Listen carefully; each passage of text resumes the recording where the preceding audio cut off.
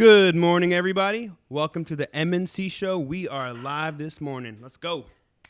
Yeah. Woo!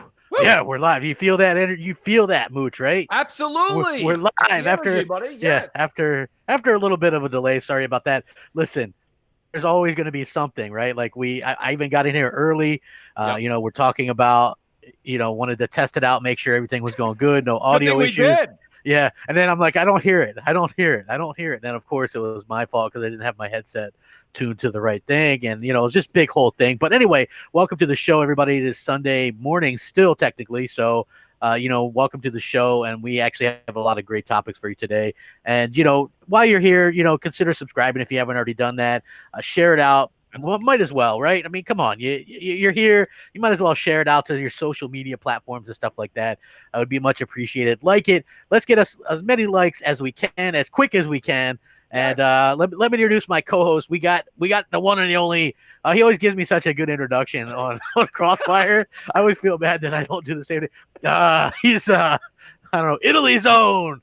Hey, all right, buddy. Yeah, listen, I appreciate it, Crap. It's just an honor to be back on MNC. Great to have you here. Great to have the wonderful and very talented Nova with us this morning. Yes. What's going on, and this amazing chat that's just growing and growing. Please do, guys, tweet it out. Let everybody know we're here. Hit that subscribe button. Hit that like button. We got a hell of a show and a lot of topics, Crap. There's a lot to talk about. And I got to be honest with you, I don't know where our opinions are going to land on some of these. Yeah, like a lot of this stuff when I was coming up with the topic list this morning, I got up and I was like, well, I want to go over some of these good topics. I was thinking, maybe some of my opinions might have changed a little bit, but I just feel like it's stuff worth talking about. And, I just really think that a lot of people probably would be interested in it. Plus, I like hearing what the fans in the chat, what they think as well, because I always find that to be a really important thing as well. So, it's always a good time on the MNC show, and we're here and we've got, a lot of stuff to talk about. But I think obviously something that we wanted to get started with early was the Halo Infinite delay. A lot of people we covered a little bit on Crossfire and stuff like that, but I just feel like, there's a lot of panel members to that, and we have a little bit more time to think on it now where we could just sit back and kind of talk about it.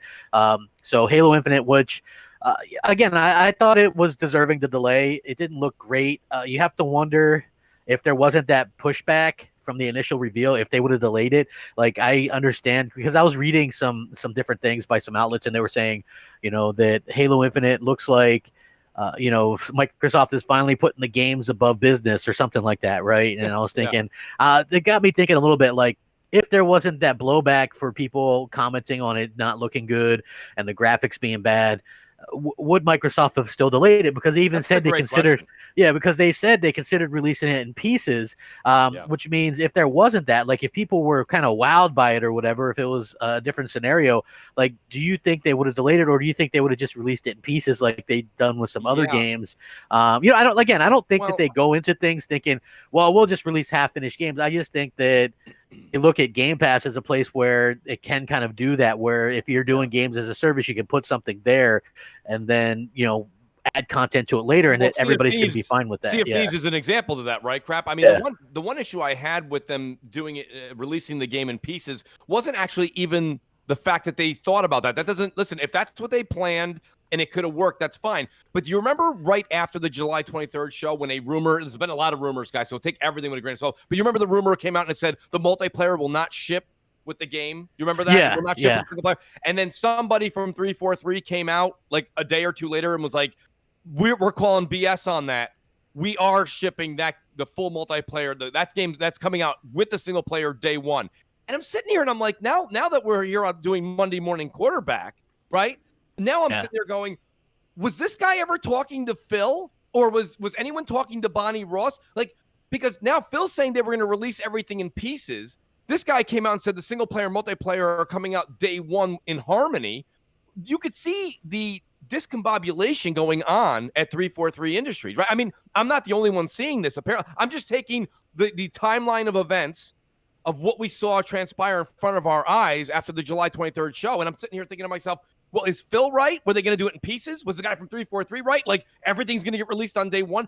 Nobody seems to know what's going on over there, and this is a reoccurring issue, and that's the one thing, and, tribute to the people on Twitter that were like, well, Mooch, you've been calling it for years. I don't care. That's not about me calling it. I don't care if I got it right or I got it wrong. That's not the point matter here. The point of the matter here, Crap, is there's a leadership problem. And it's not about me just saying it. You could see that the employees that work for 343, they had to fill out those questionnaires about management and how working there has been. And they said it in those questionnaires or those answers that they put in to the Q&As that they had over at 343, that basically the top level executives are not speaking to the people who are at the ground level working on these games. They don't know what's happening. And that's a big problem. And it's the same thing we saw happen with Crackdown 3 and other games, right? Where, it's going to be great, Crap. It's going to be great. It wasn't great. Yeah. Well, the interesting, sort of the funny thing for me anyway with this whole thing was just the way that people in general were sort of one way or the other kind of acting about it, right? Like it's one thing for me personally anyway, if you're going to go, well, Halo is going after a certain kind of graphical aesthetic. And I get that. They wanted to kind of go back to the old school Halo style. But for me, I can understand the characters kind of doing that, but everything had a plastic sheen to it. Like the trees look plastic, the characters look plastic. Like I don't understand. Like if you're just because you're going back to an old school style of look, doesn't mean that you have to go and make things plastic looking. Like so for me, I didn't understand it. Why they did that? I thought the gameplay probably is going to be fine, but the overall look and aesthetic of it just don't look impressive to me at all. And when Master Chief walked out of that ship, though, it looked like a Bob Ross painting. Nothing was moving. The trees weren't moving. The grass wasn't moving. It was like, why don't we put a happy little tree over here? Like it didn't look lifelike.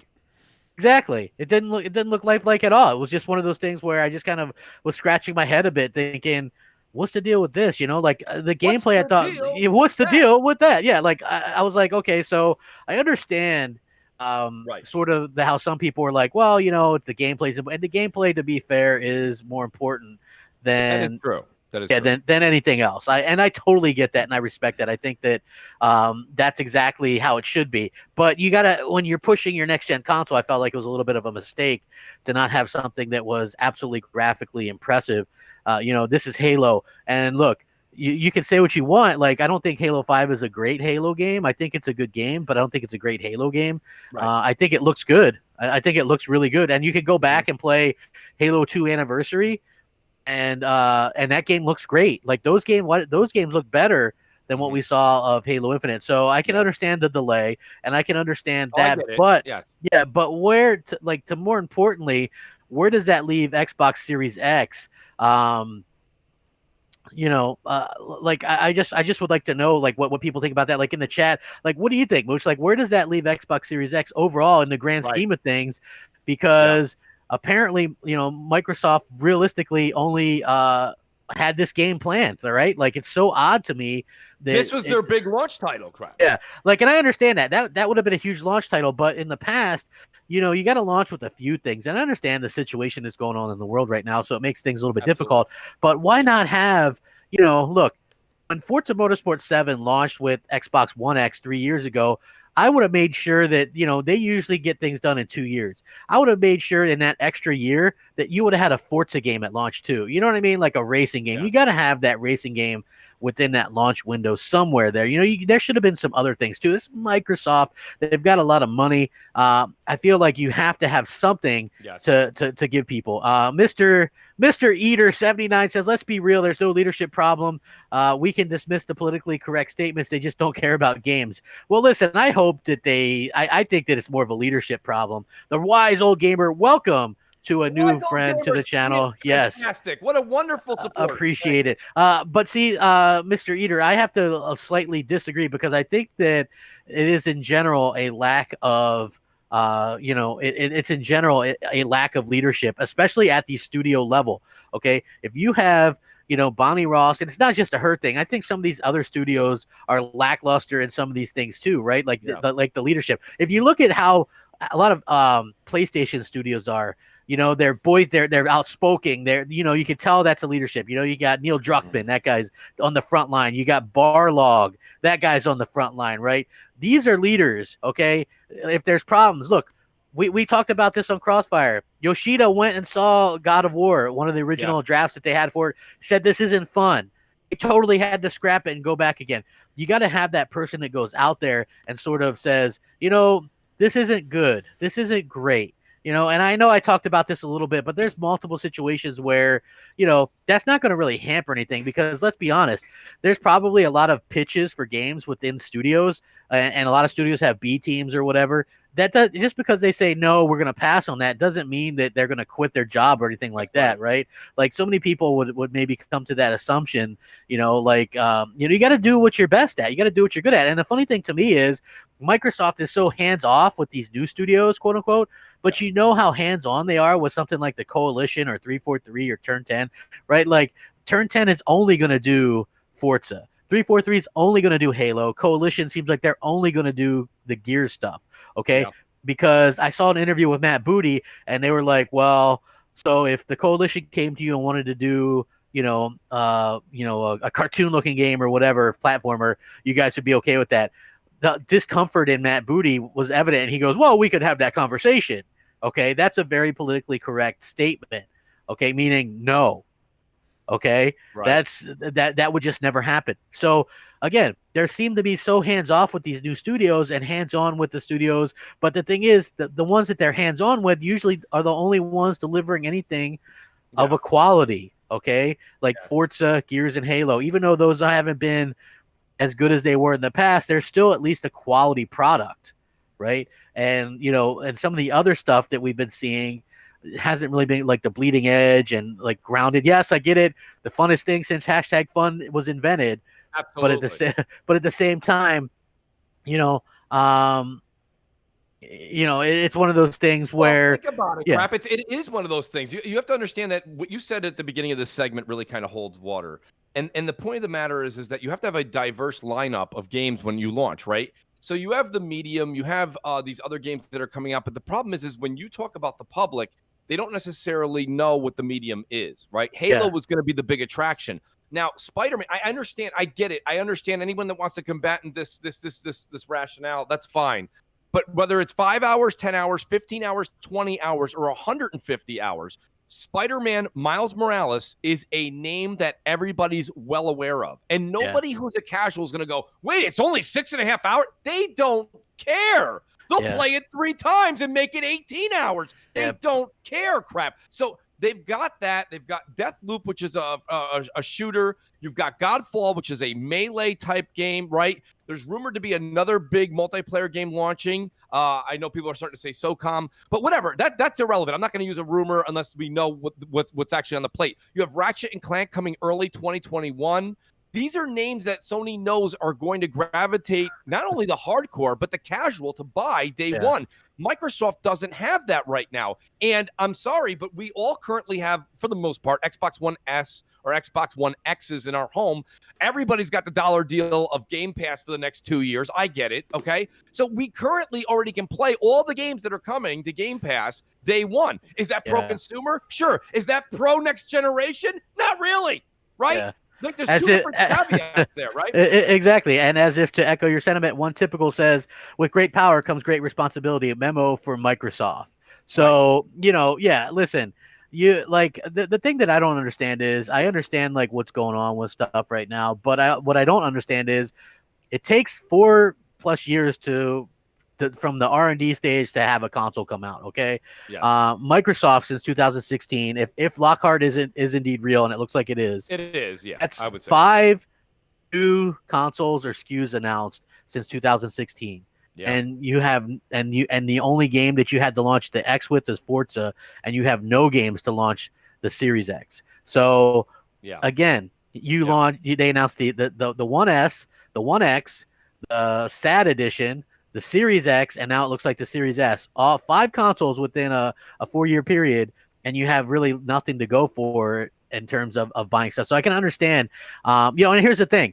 Do I think that means nobody's going to buy an Xbox? No, because let's just face the facts here. If you're a hardcore Xbox fan and you've been happy with next to nothing that they've been giving you lately, then why wouldn't you continue to buy it, right? Like you're going to buy it because you bought the last one. And it's the same type situation where you're going to get your old games are going to be, are going to be playing better. 9Live says reviewers are loving Battletoads. Hey, we'll see about that. I mean, look, if it ends up getting something like a good score, I personally would be surprised. But I think that, the fact of the matter that it's just something that I don't think Microsoft had very much faith in it. Do you, Mooch? Like just off the cuff, Yeah, they basically it's a stealth release, right? yeah, they didn't talk about it, Yeah. right? No, Then they're like, now it's coming out in 2 weeks, right? They literally did their game event, didn't talk about it at all. Let me say this much too to Nine Lives. Nine Lives, I've seen what you're seeing as well from some of the reviewers, but I think they're just saying it's a pleasant surprise from what they thought it would be. I don't think it's revolutionary. You can clearly see from the screenshots what it is. It's not like you're going to pick the controller up and go, I had no idea it played like this. Right? I mean, it's a side-scrolling game. We know what it is. I think that what you're seeing is, I think you're seeing people say, hey, the game works really well, and it's better than I thought it was going to be. That's what I'm seeing online. But I could very easily see the game getting an 82 crap. Because remember, it's rated in its context, right?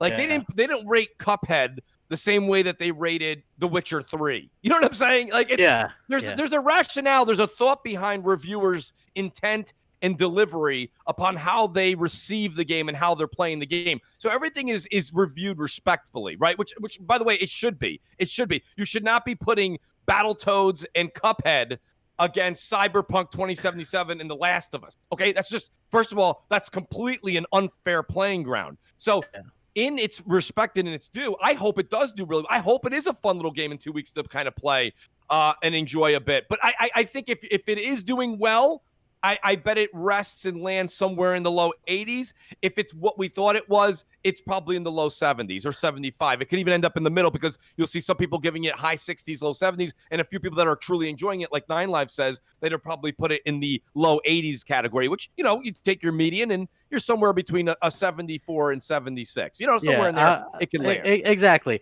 The Wise Old Gamer says it's like students in my class. You hope they do well, but after a while you lose hope. You feel they're just not able to do it and are sorry for them. I mean, it's kind of a running joke with Xbox. Nobody wants them to do bad. And Mr. Eater says, no crap for all its reoccurring subs that's all writing has been on the wall about Microsoft until we admit the fact gamers will expect Sony and Nintendo efforts. Yeah, I mean, listen, I guess like Game Pass is their thing. Like Game Pass is what they care about. Game Pass is exactly what they're pushing. Crap. Yeah, I mean, listen, that I'm not saying that they totally don't care about the console because obviously they made one, but realistically, I feel like that's probably one of the reasons that that they just everything's a Game Pass commercial going forward. Every event that they do is obviously going to be is obviously going to be around Game Pass. It's got to be Game Pass. Game Pass, Game Pass, Game Pass. And even now, right? Like people are like, what? Like Jeff Grubb is talking about it. Like, what big thing do you think you could see coming from Microsoft to make up for this or that? And it's something always around Game Pass, right? Yeah. And it's like you don't understand. Like I get it. Like Game Pass is the quote unquote value or whatever, but at the end of the day, what good is that value? Like there's 10 million subscribers, quote unquote, but there's 41 million people out there talking about, hey, we own an Xbox, or 42 million or whatever. And how many people on PC? 200 million. And so you have that situation where you have so many people and they don't have Game Pass. So adding something to Game Pass does nothing for the 95% that are Xbox fans or something, Yeah, no, I completely agree. I was just reading some of the things in the chat. I'll be honest with you, Crap. I know where you're coming from. Not just that, but there was a few people further up in the chat that were saying something along the lines of, stop with that dollar deal, Mooch. That not everybody has that. Well, here's the thing. I think a lot more people are getting into Game Pass on the dollar deal. I'm not saying just the dollar deal that me and you took advantage of a year ago, but I'm saying there are other dollar deals or 3-month deals.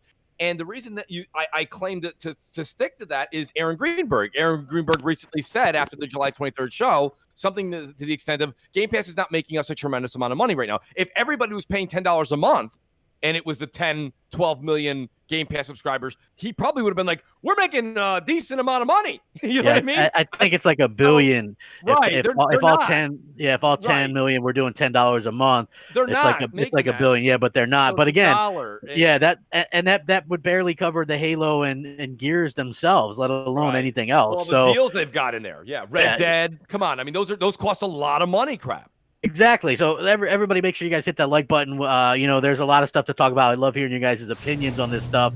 And hopefully you guys listen, it's not hating. I think Halo not launching Halo is a big deal, but I agree with them not launching Halo. First and foremost, I want to say that. Okay, I completely get that. I completely understand that.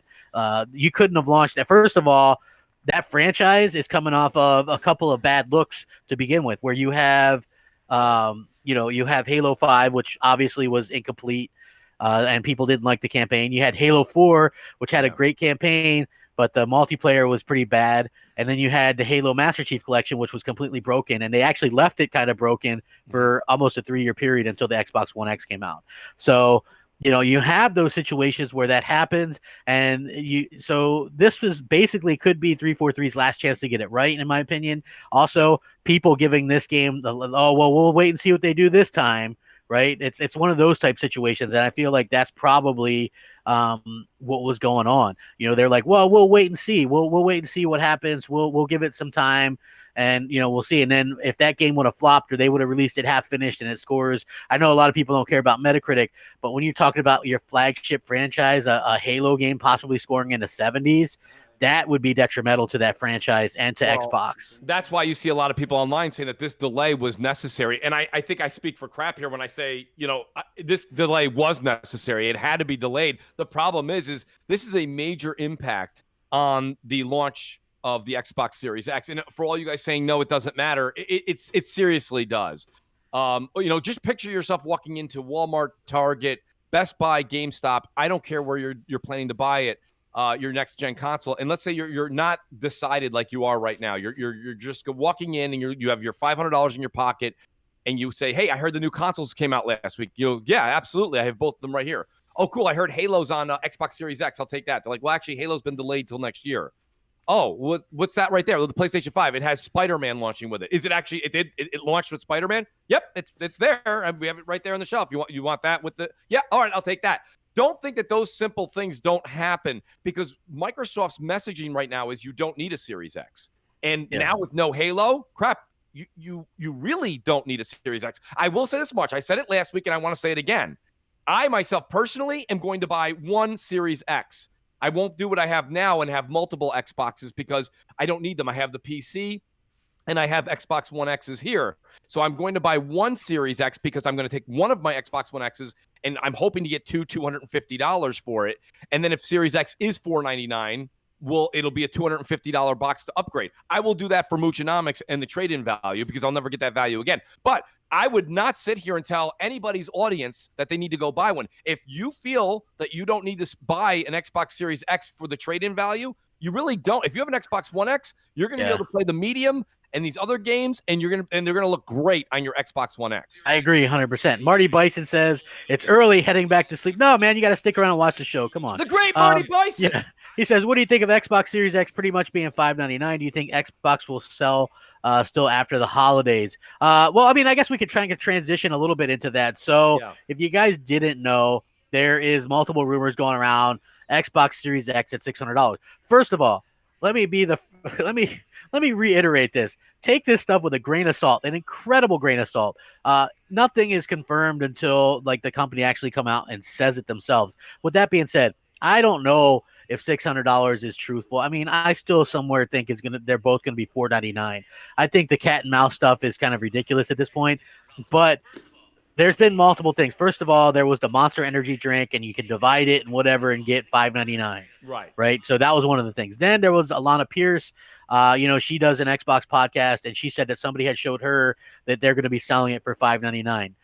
I think, listen, how I feel about it, for the tech that you're getting, technically, to be able to do everything that console can do in a PC. Like, how much did you pay for your PC, Mooch? And you got state-of-the-art stuff. It was, let me put it this way. Was it more than $600? It was more than $600. Okay, so basically, you actually would still get, here I am defending Xbox for a change. You would actually get way more than that. I mean, $600 to be able to do 4K, 60, maybe 120 frames, ray tracing, all that kind of stuff. You have a beast of a machine. I'm not going to lie. The Xbox Series X is a freaking monster. It is a beast of a machine. Yes, we haven't seen anything running on it. Yes, the games aren't there, which are the most important thing. That's where my point of contention is, but it is a hell of a machine. And, I feel like $600 would still be worth it, but I don't know, even at $499, I don't know that this thing's going to sell incredibly well. I just feel like, Sony has the mind share and the market share and the games. And so I do think that it will still be worth it. Now, again, Butch, what do you feel about this? Like, I'm like $600. I mean, what do you think? Just honestly. Well, I mean, I think you just said it really, really clear and as concise as I could restate it. I'll say it again. I'll be a little bit more specific. Don't go by my exact numbers here, crap. But the rumor estimation of the Xbox Series X is the equivalent of like a 2070 Super, right? Or something to that nature. Guys, if I'm wrong, I'm not way off. And that card alone is like $500. I know they're discontinuing the 20 series because the 30 series are about to be announced in a few weeks. But hear me out, guys. That 2070 Super, I think, is somewhere around $400, $500. So, like Crap's saying, if you're getting an Xbox Series X, which is going to take you well into next generation, and even if it was a $599 price tag, I got to be honest with you, Crap makes a lot of sense. As far as value for your money, it's good value. But as far as console discussions go, I think a lot of people, Crap, are still in that I think, listen, we started this generation, the one we're currently in, at a $399 price tag with the PS4, and that set a precedent. That set a mark. Then with the Xbox One X, Microsoft in the middle of the generation decided to come out and say $499. And that was a jagged pill to swallow for a lot of people. But the $500 kind of stuck around. People are okay with flirting with $499 now because Microsoft put that out there and they said, listen, with great power comes a great price tag. Okay. Yeah. So now the Xbox Series X is coming out. I think $499 is what gamers are now ready for. Okay. They're okay. People are like, I saved up. I see where we're going here. I see $499 as the new $399. I get it. But I got to say, I think gamers are going to be taken, console gamers are going to be taken back by a $599 price tag. And I think Sony knows this all too well. So I think this is where it comes down to a matter of this is the cat and mouse game we're seeing going on with their shows back and forth, ping-ponging between Microsoft and Sony.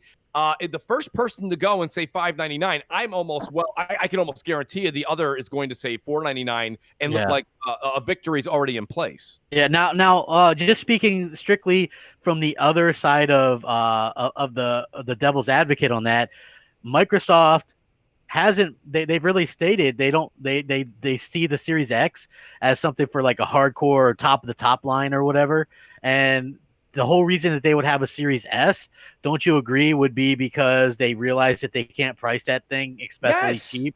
Like, that's exactly it, Crap. Yeah, that's why you have two price points.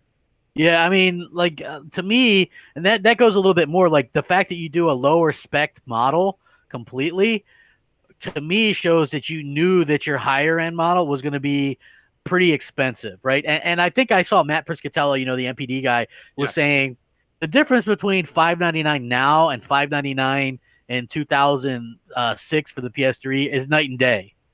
Okay, like that's the equivalent to like $700, almost $800 now, right? $599.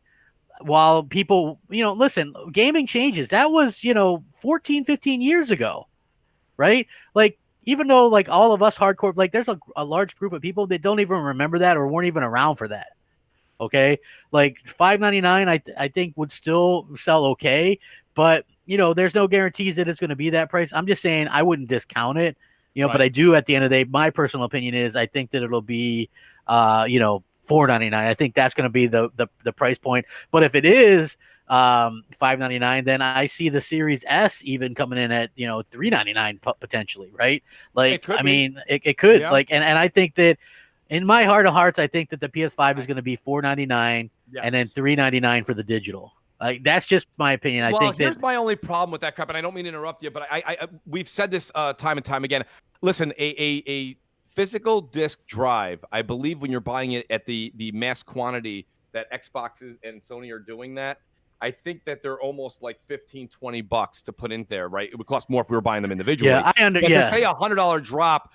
I mean, listen, I know nobody likes the $449 kind of price tag, but hear me out. I see $499 and $449. I don't know if they can drop it $100 just based upon physical to digital conversions. You know what I'm saying? Like, I don't know if that's enough to quantify. I hear what you're saying, but I'm just saying I can't recall a single time when new consoles launched where you had that middle 100 price. You see what I'm saying? Like, it's either, stuff was either $4.99 or $3.99. It was like, because I think there was some kind of there was some kind of survey or something, or like scientists have proven that like if you see something for $3.49 and something for $3.99, most people will get the $3.99 thing because it seems like more of a value, or you're getting something extra for that extra $50.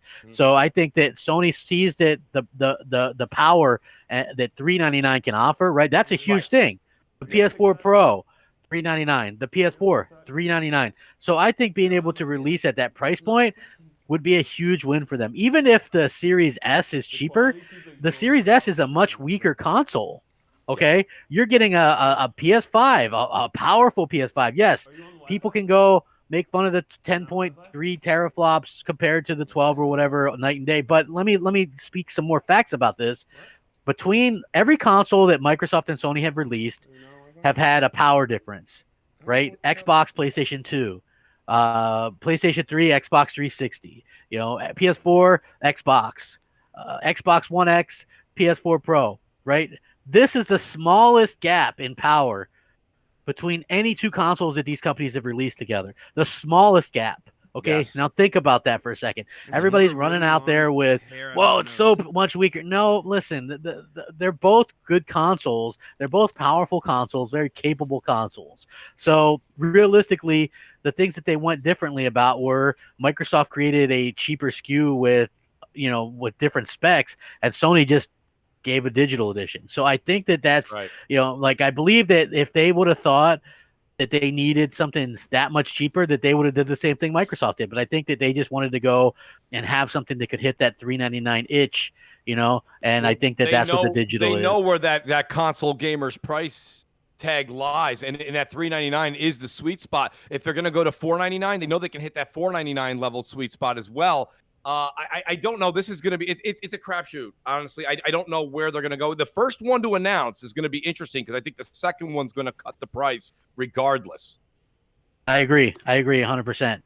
100%. Wonderful. By the way, I want to do a wonderful thank you to the great Jessica Pham, who's out there. Look at her showing love. That is great, man. Usually I'm not the one getting those kind of super chats.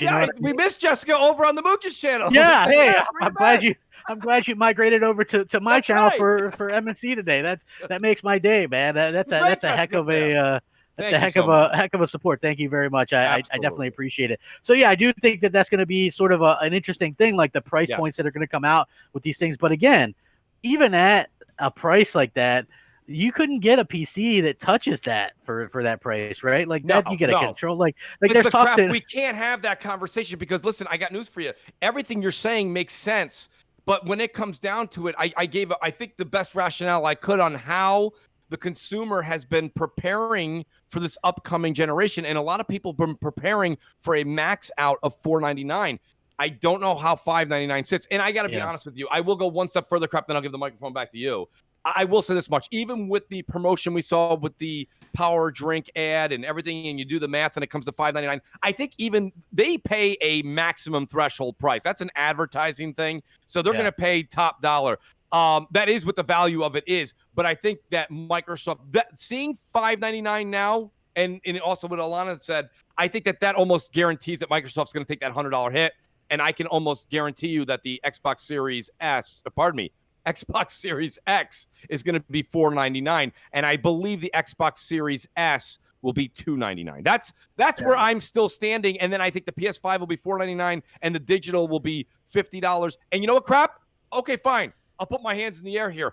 I'll go ahead and ride with you. They may say, you know what, it's only cutting $25, $30 out for not having a physical disc drive. Maybe they will do the all digital at $3.99, and that's Sony's golden bullet. I'm not really sure. That would be the smart thing to do, in my opinion, right? Right. So even with that in regards that, we're kind of thinking about that. Listen, these things are coming out in November. Microsoft confirmed there's November. There's multiple things that saying the PS5, every PlayStation is launched in November. So both these things are going to launch in November. Now, apparently, Microsoft was going to do that Xbox 2020 every month. We're going to deliver Xbox news, right? That lasted 1 month, really, because they did it 1 month, skipped it the next month, did it 1 month, and now they're not doing it again. Okay, Right. so realistically, they probably should have never announced that. But basically, what that was they promised to deliver Xbox Series X news every month leading up to the launch, and now they held that back. And there's also been rumored now that the things that were going to be announced in August, like prices and the next PlayStation event where they were going to announce the price and some other games and stuff, both of those, both Microsoft and Sony are pushing back to September now. So think about it, September, October, November. You literally are going to have 2 months to pre-order and before these things come out. It's like the shortest amount of time in the history that's ever happened. What's really funny too is shout out to the great Sin Vendetta. Sin may be listening to the show right now. He did a poll earlier about a month ago, maybe it was 2 weeks ago, 3 weeks ago, I can't remember. He said, when can we expect the August showings for Microsoft and Sony? And he did a $60 giveaway, which is really, really nice of him. But I threw my hat in the ring, and I said the last Thursday in August for Xbox, and then I said the first Thursday in September for PlayStation.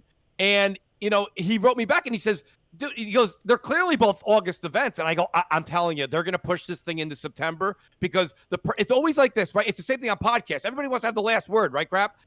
Whoever goes second is going to get the chance to out-duel the price. So Sony, at this point, being the market lead and just released 2 games that have done very, very well in the market, they could sit there and sit on their hands and wait. Microsoft's the one that's got to get the publicity, the numbers, the math, the promotions out the door quick. They got to get people buying this thing. They got to get people hyped up. Everybody's already excited for the PlayStation 5. Sony can sit there. They've got a little bit more time on there. They have a little bit more sand in their hourglass than Microsoft. Not a ton, but a little bit. And that's why I'm telling you, I said, now that was my guess. Now, for they're both getting pushed to September, I still think Sony goes second. That's the rumor too. I'm going to pay some bills real quick. Mr. Eater says liquid metal cooling, remodeled next gen controller, fasted solid state drive on the market, most advanced IO, bottleneck free arc. PS5 is far more advanced than Xbox Series X. Silver says, you guys were once like them. Do these bots actually believe the stuff they're saying or just wishing? Okay, this is kind of funny, right? Because this is not a knock on anybody in particular. But for me and Mooch, we talked about this for a long time. We would have to basically lied about enjoying Xbox, okay? Yeah. To continue to be able to do that. And there just came a point. That's why I stopped my podcast on Xbox Nation. It's just I wasn't having fun on the platform. How can I be like, hey Mooch, that Xbox sure is great while I'm back there playing PlayStation, okay? It wouldn't have been right. Now I'm not saying that, it's all bad because, some multi-plats have played great and I've enjoyed Red Dead Redemption 2 on Xbox One X and, there's been some games and I still do play it, but just my level of enjoyment wasn't there. And that goes back to what I was saying, when I first started doing this YouTube stuff about the consoles and things like that. People were making fun of us. People were making fun of me. People were making fun of Xbox. But you know what? It didn't matter. They're like, well, why are you so happy with Xbox? Well, I can tell you why, because they had good games at the time, okay? Literally, within the first 2 events that they showed off, it was Titanfall, Quantum Break they showed off, Killer Instinct, Dead Rising 3, Rise, Forza Motorsport 5, Halo Master Chief Collection, Sunset Overdrive. They literally had games. I put hundreds of hours into Titanfall. Hundreds of hours. Okay, that game I played for the first year and a half of that Xbox came out. Couldn't stop playing it. They came out with Gears Ultimate. It was awesome, right? It threw in the chapters that were only on PC for the longest time. That was a lot of fun for me. Okay, they did Rise of the Tomb Raider was exclusive for a year. That I love that game. It was fantastic. They actually seemed like they cared those first couple years, Mooch, those first couple few years, and they had a better lineup than Sony. And I still stick by that. So even though people were making fun of Xbox and making fun of us, it was fine because I'd get off, doing my podcast and, and then I'd go play Xbox and was having fun playing Xbox. So that to me was the difference. Now it's people are making fun of Xbox and all this kind of stuff, and I get it. But there is no getting off of the podcast and then going and having fun with Xbox, in my opinion, because they've gone so long. Listen, and I talked about this and threw some facts out on Crossfire. The whole year, 2020, they're not releasing a single AAA exclusive, Microsoft. Right. Not a single one. The last AAA exclusive they launched was Gears 5, September of 2019. Next month, will be 1 full year since they've released a AAA, and they're not going to release one this year. Yeah. What Crap's saying? Crap, please do finish your math here. This is a very long time of paying for Game Pass. If for all of you that don't think it's a dollar deal, for all of you that are paying the $10 a month, this is an interesting stat. Go ahead, Crap. Yeah. So basically, you get a whole year. And if you're paying full price for Game Pass, that's either $120 this year or $180, where you're not getting a single AAA from Microsoft. Ultimate, okay, right? Ultimate, yeah, Ultimate. If you're an Ultimate Game Pass person, right, that's $180 for this year. And the main selling point to Game Pass is their big AAA day and date releases, because that's if you the value. That's the value. That's the value, because if you look at it like that, that's why people are like, but that's the big difference between Game Pass and PlayStation Now. PlayStation Now would probably be more popular if they didn't have the confusion with the streaming stuff, right? Yes, if they would have came out with something that was just called like PlayStation Play or something, right? There was just all games you can download like with Game Pass, it would have do much better, because they add the exclusives later anyway, but it's like they have actually way more games. I think something like 400 and something downloadable games for like half the price of a year of Xbox Game Pass. So basically, if Halo Infinite gets pushed past September of next year, you will have gone 2 full years without a AAA release from Microsoft themselves. 2 full years. And again, if you were paying for Game Pass Ultimate, that's $360 for those 2 years with no AAA releases. That's $240 if you're just a basic Game Pass member with no releases. And people keep talking about value, and you might like some of the games, but I got to be honest, a lot of the games that they add are games that you can pick up on sale for $5-10. So to me, It's not worth it, especially for the Ultimate. Like $360 for 2 years and you have no releases. That to me is a really disastrous type of thing. And there's over 800 people watching. Please hit the like button, share it out. Let's get 300-400 likes. What a great audience. Let's just do it. 300-400 likes, and I'll give away something at the end if we get 450 likes. How about that? I'll give something away to the chat. I wish I was in the audience sometimes, Crap. To the chat. Mooch, you get all kinds of stuff free all the time, man. I see it, man. You can't take the mooch out of Mooch. Yeah, we get the 450 likes. I'll give something away in the chat late at the end of the show. So let's get the 450 likes. It'll be awesome, So again, I really feel like what these companies are doing are doing opposites type of thing. You know what I mean? But, at the same time, I just feel like I prefer Sony's more traditional thing. Sony's going to do, the funny thing is, right, Sony's going to sneakily do the same stuff that Microsoft's doing, right? Like you're going to be able to play on your phone. I've heard about people testing that for years, right? Test like the stuff, like test it, play it on your phone or whatever via the cloud.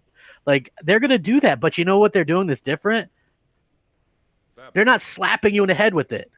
No. You know what I mean? They're not slapping you in the head with it. They're not going, here you go, slap. We're taking, we're going to do this, and I just feel like that's something that they really is an advantage to them, because they've been doing streaming. They announced that at the beginning of this generation. Okay. Yeah. Like the PlayStation Now or whatever it is, like when it was just streaming, they announced that at the beginning of the generation. And the reason why it didn't matter to me was because it didn't, I wasn't going to do it anyway.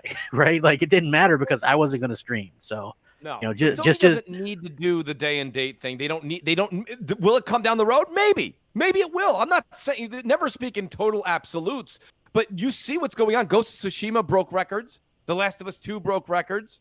Spider-Man broke records this generation. So Sony's seeing these metrics come in and they're like, wait a minute, why would we want to do that? We can actually double dip.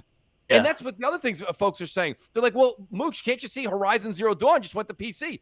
Good for everybody, right? Good for PC gamers. Good for Sony. Make more money. That means more games get made.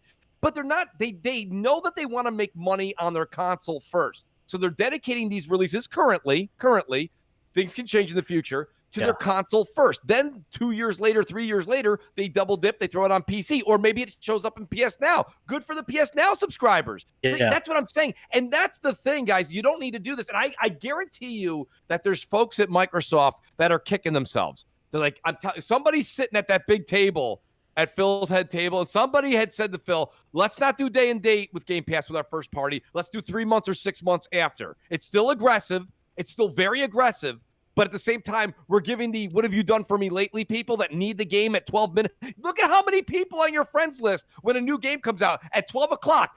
Twitter's alive at 12:01, right? Everybody takes a snapshot, puts it on Twitter. Let's see what this game's about. Tweet. right? So everybody's got to tweet that out. Twitter fingers too, yeah. Oh, yeah, get a Twitter finger in there, get a thumb in there. Crap, it's important. So my point being is this. Microsoft, I'm sure somebody was like, Phil, we should have waited, done 6 months. Then you have a reason with the box to go buy the game. Now, a lot of people say Monday morning quarterback. That's anti-consumer moves. No, it's better. I get that it's better for us now. I get it. But Microsoft, I'm guaranteeing you, is kicking themselves that they didn't wait. They could have done 6 months later. Listen, these games from Xbox crap weren't coming on PC at all.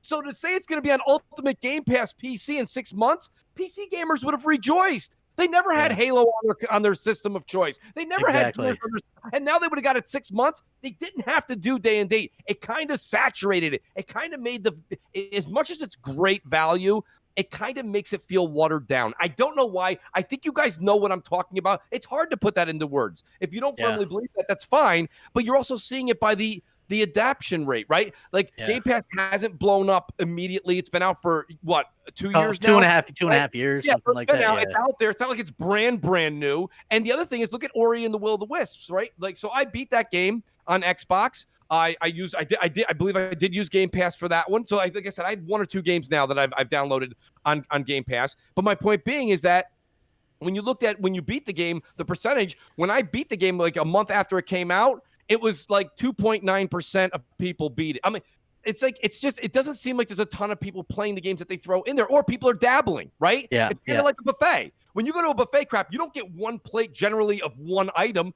You get a little bit of this. And a little you throw a bunch of stuff on there. Right? I get it. Yeah. And that's what Game Pass is. Everybody's just kind of like just mincing little things. And then you take the doggy bag later. Oh, wait, no, you're not allowed to do that. No, you can't do that crap. I'm sorry. That's rude, though. Mr. Eater says, where's all the anti-consumer cry for Microsoft increasing Xbox Live? Well, here's the thing. I think that's so in flux right now, right? Like, nobody knows what to make of that because they cut out the ability to buy a 12-month, and, you can only get it 1 month at a time for $10 off the Xbox dashboard, or you have to pay for 3 months at $25. So it's either $120 a year or $100 a year that way, or you do the Game Pass Ultimate, which is $180 a year. So like, I don't know where the outcry is for that right now. I honestly don't know yet. Panthorium says Quantum Error devs touting 60 frames 4K, no problem. Currently at 4K, 80 frames, unoptimized per recent articles. The game's going to look sick on PS5. Yeah, we're actually going to talk about that in a little bit as well. Wise Old Gamer says prime rib a la carte feels more premium than prime rib on a Vegas buffet. Yes. Dude, they're using your buffet. They're using your food references. I love the food analogies this early, crap. You missed one from a good friend of ours, Carl McDonald. He says, Game Pass is worthless until they can prove they can make quality games at a reasonable time frame. I'm not sure if you read that one or not. I just thought it was amazing. Oh yeah, I didn't see that one. Yeah, yeah. Game Pass. Yeah, listen, and they have to make the quality games. That's why I say 2023 is going to be a hell of a year for Xbox, because that's when it seems like they're going to have the Avowed, the Fables, and stuff like that. Basement Radio Arcade Podcast says PCMR best place to play games. Listen, mine isn't the best place to play games. I can tell you that. I guess if you want to spend enough money, sure, absolutely. Just sitting, dude, I can't do that. In fact, somebody's going OLED next month. I'm just saying. Yeah, I'm just saying. You know what I mean? Like, welcome, crap. Listen, yeah, listen. For me to be able to play and use the next generation stuff, you got to be able to have that real feel, right? So it makes sense to sort of kind of upgrade and do that. You know what I mean? Just to have that sort of situation where you have that stuff. So hit the like button. Like I said, let's get up to 450, and I'll give something away at the end of the show. Something good. Mooch and Crap, I got a question for you guys. Go ahead, Nova. Do you think they're going to retire or consolidate games with gold with the emphasis on Game Pass? Because instead of giving you a free game every month, wouldn't it make sense just to say, hey, we'll bolster Game Pass? What do you guys think? Well, I feel like since they've introduced Game Pass, they stopped giving anything decent in games with gold anyway. So, I mean, I could see something like that happening. I really do. I know, like the HDMI 2.1. Yeah, that's what I'm looking at. I feel like what Microsoft is doing is gold is such an outdated thing because they don't really care about the console. Like, they're letting anybody, you can play on your phone, you can do multiplayer on a tablet, on a PC, all that stuff. Multiplayer is free. Xbox, the console, is the only thing that's charging. But again, that's a $2 to $3 billion yearly thing that they're getting from that. There's more people that subscribe to that than Game Pass, and you aren't getting a dollar deal on that. At this point, crap, with the money that Microsoft is saying that they're not making on Game Pass, and they've now put all their first-party games into Game Pass, they're not going to get that retail sale that they were getting, those millions off the bat. They can't necessarily just get rid. This is what I'm saying. Will gold go away indefinitely and multiplayer be free? Maybe in the future, but not the foreseeable future. I don't see it happening in the near future because that's a bona fide $3 billion. And $1 trillion companies love billions, right? The trillions love the billions love the millions. Could the trillions get rid of some millions? Sure, but they're not getting rid of the billions. That's just the way it is. I agree. It's a financial food chain, crap. I agree. I see that 100%, and I 100% agree with that. So I think it's a little bit odd because I know people right now whose Xbox Live has run out, but they can still play multiplayer for some reason.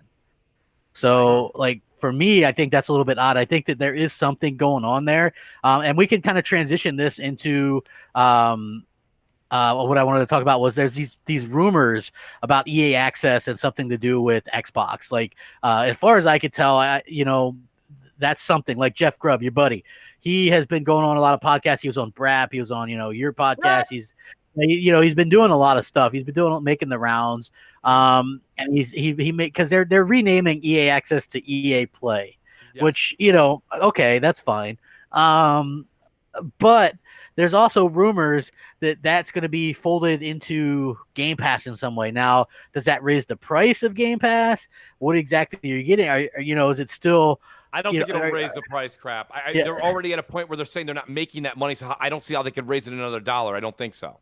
Yeah, well, what do you think about? What could this potentially like for me? I think it's weird because they're saying you might get access to the Vault games, but I have to be honest. Like, I saw Red Dragon kind of tweet this out, and he was like trying to do a poll.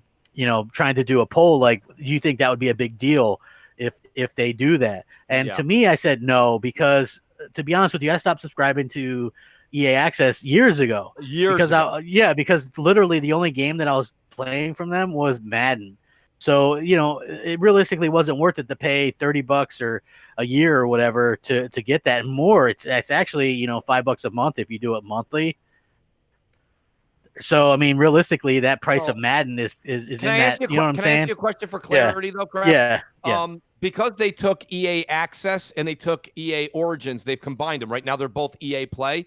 Origins, if you're a PC gamer, okay, you used to get, when you paid for that, it was $100 a year, I believe. Guys, please correct me if I'm wrong. But you get the games day and date. Day and date. Now, EA Access was not that case, okay? So my question to you is the new EA Play, before we get into the Microsoft stuff, is the new EA Play, does that mean when Madden comes out, you get Madden day and date, or no? I think that's really the big question. Right, like if they can do that where they get all the stuff day and date, I think that's big. But how much would they have to pay EA for that? I guess that's not really my concern, but like to get all that stuff in, that would be a hefty price tag. Yeah, that would be a pretty hefty price tag. If you look at it, so like, would you get Battlefield day and date then, or without it kind of improving? I still just don't think that's a huge deal right now because the games haven't been great. Like, when was the last time you played EA game? It's been a very long time. Yeah, like Dragon Age was lackluster. That was 2014. Yeah. Mass Effect was kind of lackluster. The reason I don't see this happening, crap, is everyone's running to Madden, right? Because Madden is that one game where people say, I'm getting tired of it, but people still buy it, right? Yeah. The thing is, though, if Madden goes day and date, right? Yeah, no, it's myself included. But FIFA does very well day one across the world, right? That's what I'm saying. Because if it's good for Madden, that means FIFA is going to be there day one too in Game Pass. Microsoft would really have to put a lot of money out because FIFA does so well every single year. Crap. Let's be honest. Okay, I understand in the United States, soccer or football, what is called football over in Europe and Asia. Okay, in all honesty, crap, that is the number one sport in the world. Whether you want to admit it or not, it really is. Soccer is the number one sport. That is a tremendous success over in Europe and other continents, if you will. They does very, very well. So my point being is that I don't think Microsoft made this deal, and if they did make the deal, I want to have a little bit of clarity here. If they did make the deal, I would think it would be the way that EA Access was, where when it goes to the vault, all vault items would then go to Game Pass. I don't see Madden and FIFA going day and date. If it is, that is a big deal. Is it a big deal for me? No, I don't play Madden and FIFA, but like, I'm not going to speak for myself here. I'm speaking for the masses, and I'll say that's a big deal if they are able to get that, because now all of a sudden it's more added value because you're getting day and date of another publisher. It is something. It is something. I mean, yeah, like, listen, if EA is on board with that, because, like, to be honest with you, I never thought that we would see EA sort of on board with that. You know what I mean? Like, because they were doing a hard time. Yeah, I'm having a hard time thinking that that's real, but who knows these days, Greg? Yeah, I mean, basically, the reason why I'm saying that is because, you know, EA was doing their own thing. Right? Like, let's just be honest, they were doing their own thing with EA Access or whatever, which is similar to Game Pass. So I wouldn't have thought that they would be able to get them in, because I've been saying, you know, well, until they get EA games in there and Ubisoft and, you know, Activision, then they really got probably next to nothing, really, because those are like the big hitters, you know. And I know that they put the Division in there for a week or whatever it was, remember? Yes. You know, and I know Ubisoft will put something in there a little bit, but they're not really big supporters of that. You know what I mean? So I do feel like it's one of those situations where it could be a big deal, but I don't think it's a big deal to where, oh my gosh, let me get an Xbox Series X at launch because they're going to have EA games on there. You know what I mean? Right. I completely agree with that sentiment. We'll see what happens. I mean, when would this even be announced at the September event crap? I mean, is that when I guess so. I mean, that's kind of when Jeff Grubb kind of alludes to it. But you know, again, I'm not 100% sure exactly how that's gonna work out, or exactly what that means. Like, it's gonna be interesting to see if that's something that actually does come about, because he said something about play or whatever. But again, you have to take these kind of things with a grain of salt. Is that really going to be something that sort of gets people excited about that? You know, I don't really know. You know, like that's not really my call. That's kind of on Microsoft. Like, is that gonna make up for Halo not being there, Mooch? I don't think so. You know, if you're a Halo fan and you couldn't wait for Halo, I don't think you'll go, oh, you know what? I'll just turn my attention to Madden. Exactly. You know, it's just one of those. That's the same gamer. Yeah, exactly. And I'm not sure that it's going to be something that that's going to sway the thing. You know what I mean? Hey, let me go spend all this extra money to sort of, you know, play these games. Especially like if you're like us, like I pretty much only play, you know, I only play Madden. So, and again, like maybe this year more than ever, that game might do well, because, you know, just with everybody just kind of wanting to play or whatever. But yeah, so for me personally, I don't know. I just think it's different. What do you think about Phil Spencer saying that the Xbox Series X isn't going to compete with PlayStation next generation? Because I feel like it's a little bit mixed signals. And the reason why I say that is because the whole reason we're not getting announcements of release dates or prices per se of these consoles is because they're playing cat and mouse with Sony. So if he clearly wasn't competing, I just feel like you know, I personally just feel like he wouldn't say that at all to begin with. So I mean, what is your thoughts on that? I don't know. This is the second or third time he's come out and said that Sony's not his competitor. I don't listen. They made the Xbox Series X. That's a console. That means that you're dipping your foot into the console, right? The console race. Yeah. You're involved. So yes, they are your competitor. If they're not your main competitor, that's fine. I can't speak to that. I don't sit at the big table at Redmond. But I'm telling you right now, they certainly give a crap. And if you don't believe that they give a crap and you're taking Phil's word, well, depends on which word you're reading that on which day. You know, it's also very, very heavily rumored. The same rumor that says Sony's been out there trying to lock down third-party exclusive deals crap, and that they have been successful. We said this last week. There's been the same amount of rumors saying that Microsoft's at the same table trying to lock down this exclusive content. It's just Sony paid more. So my point being here is, if it wasn't their competition, why would they care? Yeah. Right? Why would they be out there trying to combat in Sony's price for exclusive content with third-party deals? So I'm sorry. I'm not buying that. Listen, they made the Xbox Series X. They made the Xbox Series S. they're not making these consoles because they don't want you to buy them. They can say that. That sounds really nice. Like, we just want you to play anywhere, wherever you want, however you want, on whatever you want. I got it. I get it. You know, I don't think that's a great. I don't think it's a great sales pitch at all. By the way, it's not really working. And to be honest with you, I think that Sony is taking it very serious as their competitor. They're like, oh no, Xbox is our competitor. So that's one thing. If you're literally, if you're if you will, a competitor is taking you super serious and you're not taking them super serious, that's where you see this kind of jump out in sales, not just console sales, but just user base, because people are seeing the lack of effort coming from Xbox. They're not locking down third-party deals. Their premier flagship IP is delayed into 2021. We haven't seen anything. This is something that nobody really talks about. We haven't seen anything played on the Xbox Series X, have we? Except for maybe some of the older games like they showed Gears and Minecraft or something. Right, but we haven't seen anything on a new game allegedly. Coming out played, right? And the reason why is because Phil Spencer supposedly just got the first production line Series X that's in his house now. Like before, even though he said a year ago he's played it, apparently he was playing like a debug kit or something, and that was a little bit of a difference. So this is what he says about the console war. He says, if the traditional console war was our approach, we wouldn't put our games on PC, we wouldn't put our games on Xbox One, we wouldn't do xCloud or allow people to play their games on phones. He says that Xbox Series X is not the only focus. Being able to deliver across multiple devices and create an Xbox experience around players is what Microsoft will be gunning for in the coming years. He said, we want people to feel like they're a member of Xbox, and that membership in Xbox isn't about one device. It can be multiple devices. I want to have a great experience on the television, and I think Xbox Series X is absolutely going to deliver that. And I'm incredibly excited by the lineup of games that we're building, but it is a fundamental difference than the traditional console war as people talk about. How many consoles do I sell versus how many consoles does another company sell? Sony or Nintendo or other companies back in the day, that's not our approach. And I'm not disparaging someone else's approach, but when I talk to fans and customers, what I say is, when you're a member of Xbox, we want to build that experience around you.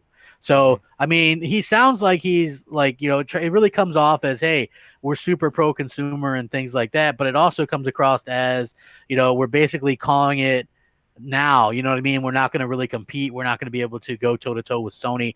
We have to use all these other kind of tricks, and we have to go all these other routes to sort of be competitive. And they sort of did that this past generation. Like, the thing is, and I tell people this, and they have a hard time with it. I said, you know, in 2015, Microsoft pretty much gave up on this generation. That's the year that they canceled a bunch of games. They closed some studios.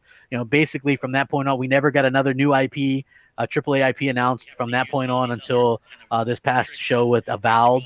And then it was only like one. Can I be honest? I'm a little bit surprised that they didn't have any like third-party exclusives. Like, Xbox has been known for that, right? Like, all the stuff that they pretty much showed that was big was all their own first-party stuff. Yeah. Okay. Like, if you go back to Xbox One in 2013, Titanfall, obviously that was a console exclusive or whatever. That was through a third-party partnership. Dead Rising 3, which was my favorite of that series. Again, that was like a third-party partnership. Sunset Overdrive, Quantum Break, both those were third-party partnerships. So I don't really understand how, you know, how they didn't, or why they didn't have anything, you know, because if you look at Sony, they have some of those things, even if it's time stuff like Deathloop or whatever, right? Those are games that are only going to be on PlayStation at launch. And so if somebody's looking at an aisle, or, you know, like if you go into Walmart or whatever, you're going to see Xbox stuff next to PlayStation stuff, and you're trying to figure out, okay, well, what's on PlayStation is not on Xbox, and vice versa. And you're going to see stuff like Spider-Man, Deathloop. You know, you're going to see these games, and, you know, Godfall. And you're going to look over the Xbox side, and you're just going to see, you know, Assassin's Creed, the same stuff that's playable, fully playable on PlayStation 5. Because stuff like Scorn and The Medium, the stuff that Microsoft is hyping up, Crossfire X, those games aren't getting retail releases. And you might go, well, that retail, who cares? Well, a lot of people, if you're not there and you don't see them right there side by side, like, a lot of people don't care about that stuff then. You know what I mean? Like, to me... I don't want to interrupt you, but people are saying they hear an echo when you speak. Hear an echo?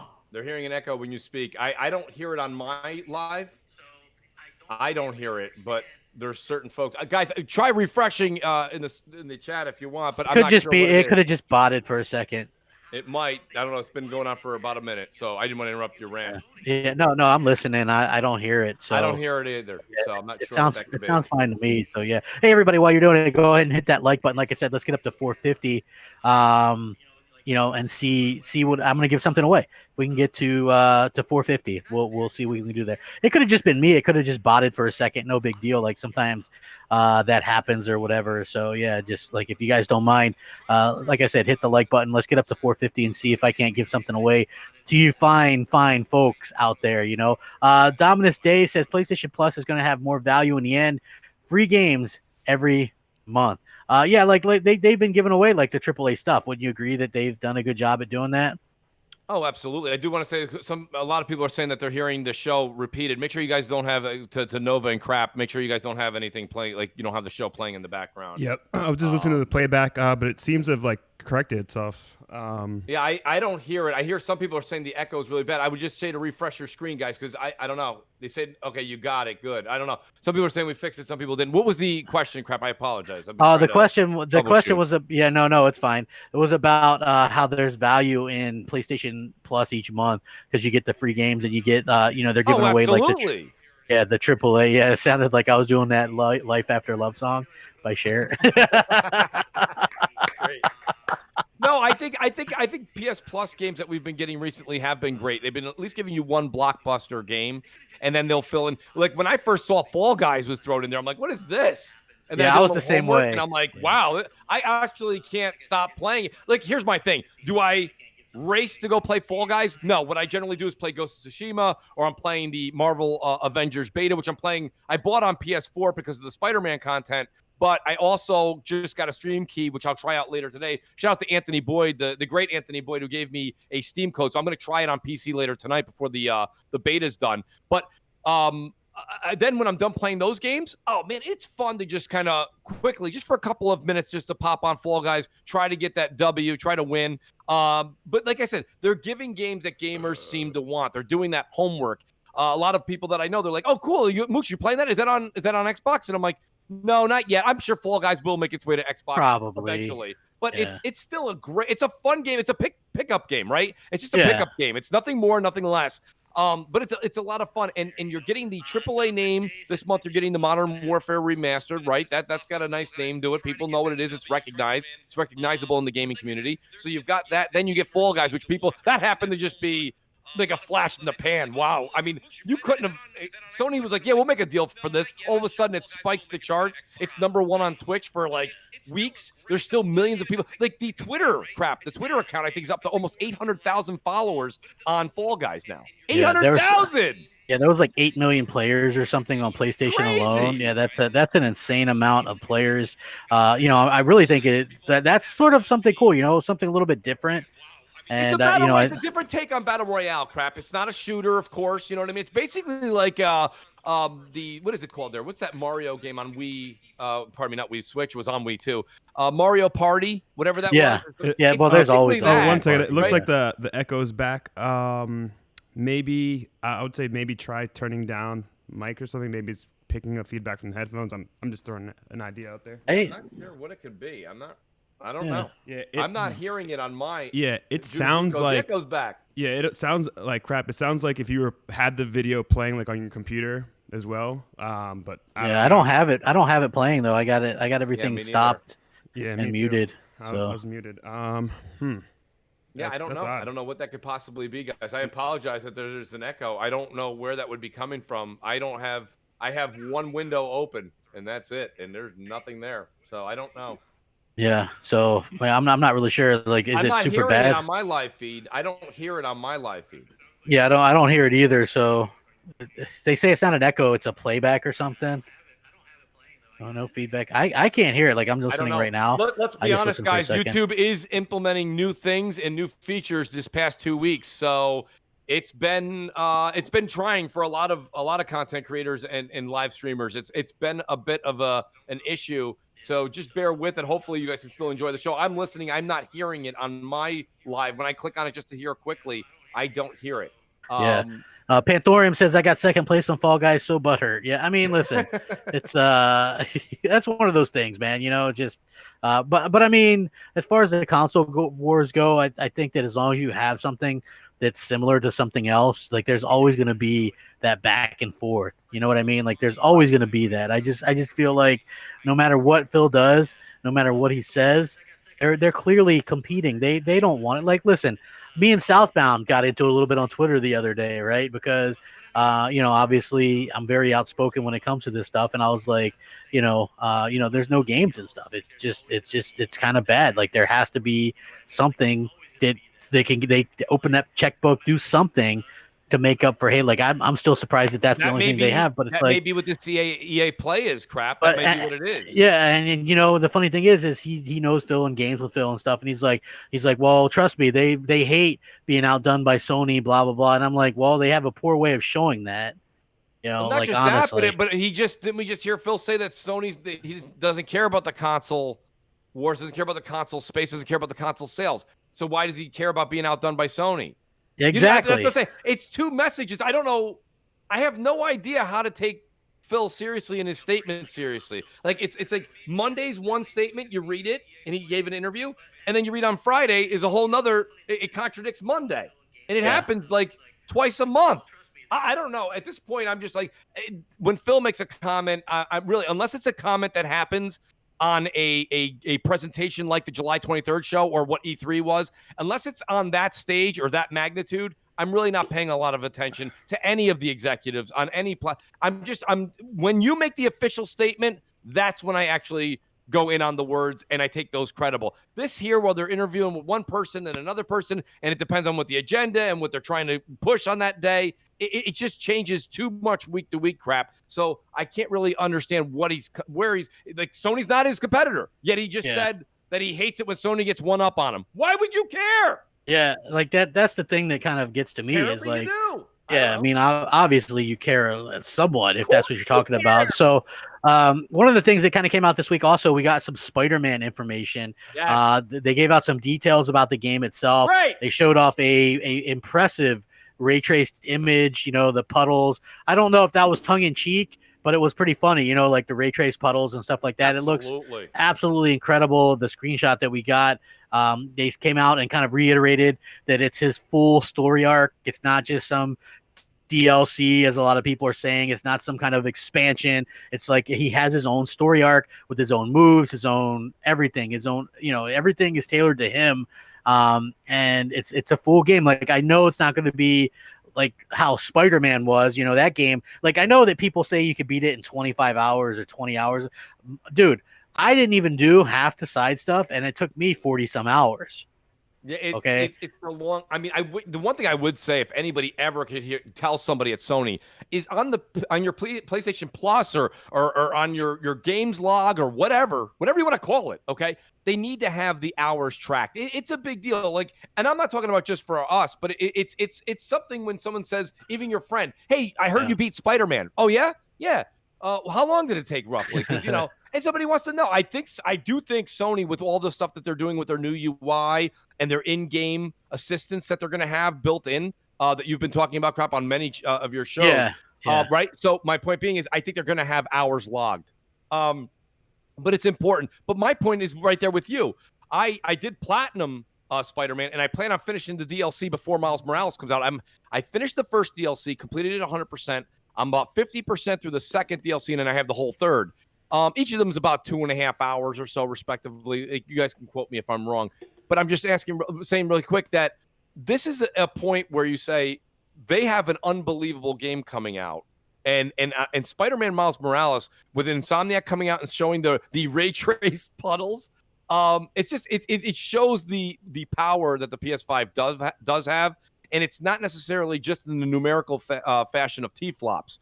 They're showing it through letting the games do the talking. Let the games do the talking. But you're right, crap. It doesn't matter how long this game is going to be. I would say probably I think if you're just a casual run through, you're probably looking at it somewhere around 7 hours. But if you're going to do what I'm going to do, and I would want the the platinum, it's probably going to take me about 15 to 20 hours, I would say. Yeah. Like the thing is I played Uncharted Lost Legacy, and that game took me between 15 and 20 hours. Now I know my Spider-Man level because they did the top 3 games that you played that year, and that was like my second most played game that year.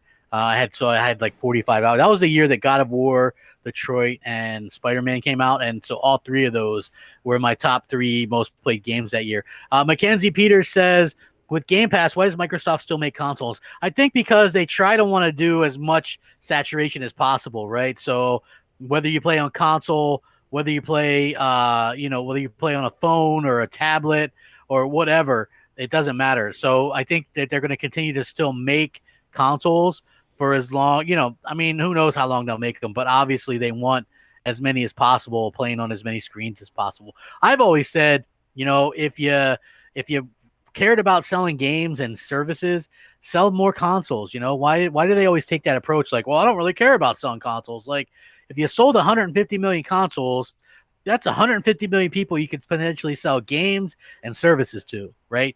Like, right. Why is it that there's more people that pay for PlayStation Plus at 45 million than own an Xbox One at 41, 42 million? So right. To me, like, Sony is making money off services and sales, because look at The Last of Us 2, huge sales numbers. Look at look at Ghost of Tsushima, huge sales numbers. They're making $1 billion off of that, where Microsoft isn't even making $1 billion off Game Pass in the entire year. Okay, so again, there's 2 separate strategies, and I think that people that go, well, Sony really has to put things day and date and do this and copy Microsoft, they're not in a hurry to lose money, because that's what that would do. Lose them money in the short term, right? Maybe 10 years from now, Xbox is doing better, but chasing Netflix or whatever has always been kind of a bunk argument, in my opinion, because Netflix is always losing money. Like, if you look at what they're doing, because they're constantly having to put out new content, and constantly having to pay for content. And, they were paying hundreds of millions of dollars a year just to play old shows like Friends or, The Office. So it's constantly a money pit. And so that's basically model that you necessarily want to follow. I mean, it's not, and that's the thing though, Crap. Let's get to the root of why that is. And let's sidestep Game Pass for a second, talk about Netflix. The reason Netflix is always like showing in the red is because for the right of the company and for the right of us, the consumer, they're always reinvesting into new shows, right? Because they got to keep that content coming. Yeah. But the fact that they're doing what you just said, investing in Friends and investing in these shows and that shows, the shows that were in syndication that were multi-million dollar deals with NBC, CBS, ABC. Okay, they're doing that now over there. Then they're doing their own shows like Umbrella Academy and Stranger Things. And then they have deals like where they had Bird Box with Sandra Bullock, and they do all those with big movie stars and have their names. That costs a tremendous amount of money. So they're constantly investing in their own company, which is very good. That's what keeps us all subscribed, right? That's a good thing. But that's why those models are not necessarily big time money makers. And I think Microsoft is now seeing that. They knew about it, but they were like, we can probably do something that movies can't do, because games, don't forget, they make money on games. Once you buy a movie or watch a show, it's over, right? You watch the show, like you watch Bird Box with Sandra Bullock. You liked it, you didn't like it, you tweeted your opinion, you're done with it. I never watched it, so I don't know. I heard good things. It's actually not bad. I like it. It's that apocalyptic type of movie. Again, I like those types of movies. That's a me problem. But my thing is this, Crap. The fact with Game Pass is the reason that they're hoping that Game Pass can kind of do something that Netflix can't is like in-game skins and in-game battle pass seasons. Battle right? passes, yeah. So that's the thing. So if you get Halo for free and that's included in Game Pass or play it anywhere, they can start making money on Halo skins and Spartan gear and different spray paints and things that you can have like they do in Call of Duty. So that's where they're hoping it's not a one-time stop by, you're done. It's a continuous, if you will, mall of unending purchasable items within the game. So that's what they're hoping for. But the problem is you need the IP. You need the game that gets the person that go there and hang out there indefinitely. And, I want to say this much, Crap. I don't want to go full circle right to the beginning of where we were of the beginning of the show. But if Halo really is going to be, if they're going to scrap the Xbox One portion or playability, if you will, or cross-play, however you want to call it, and they go back to the drawing board and they're really going to make the Xbox Series X version of Halo Infinite, I'll be honest with you, Crap, I think it's going to take longer than a year. They got to go back to the drawing board, and that's a lot to go back to. Well, yeah. Well, if you guys, I mean, we could transition to that because Digital Foundry did say that they should, by all means, just take the year, get rid of the Xbox One version because it was obviously holding back the Xbox Series X. And, could they do that? I don't know, because they've already announced it for Xbox One. So it's going to be difficult to kind of just go, oh, well, we lied or we can't do that. But honestly, you're already going 2 years without AAA anyway. You might as well just come clean and go, okay, well, we're just going to make it utilizing the power of Series X, because Phil Spencer came out and said, hey, well, it's not being held back, but everything else, every point of evidence ever says otherwise. Right. I mean, we all have, we all watched the ones that watched the footage of that game. It just, you could see that it just didn't look good, and obviously they were using a lot of tricks to sort of make up for what was kind of done. Also, think of it this way. They say they're going to drop support of Xbox One in 2 years anyway, right? This is a 10-year game.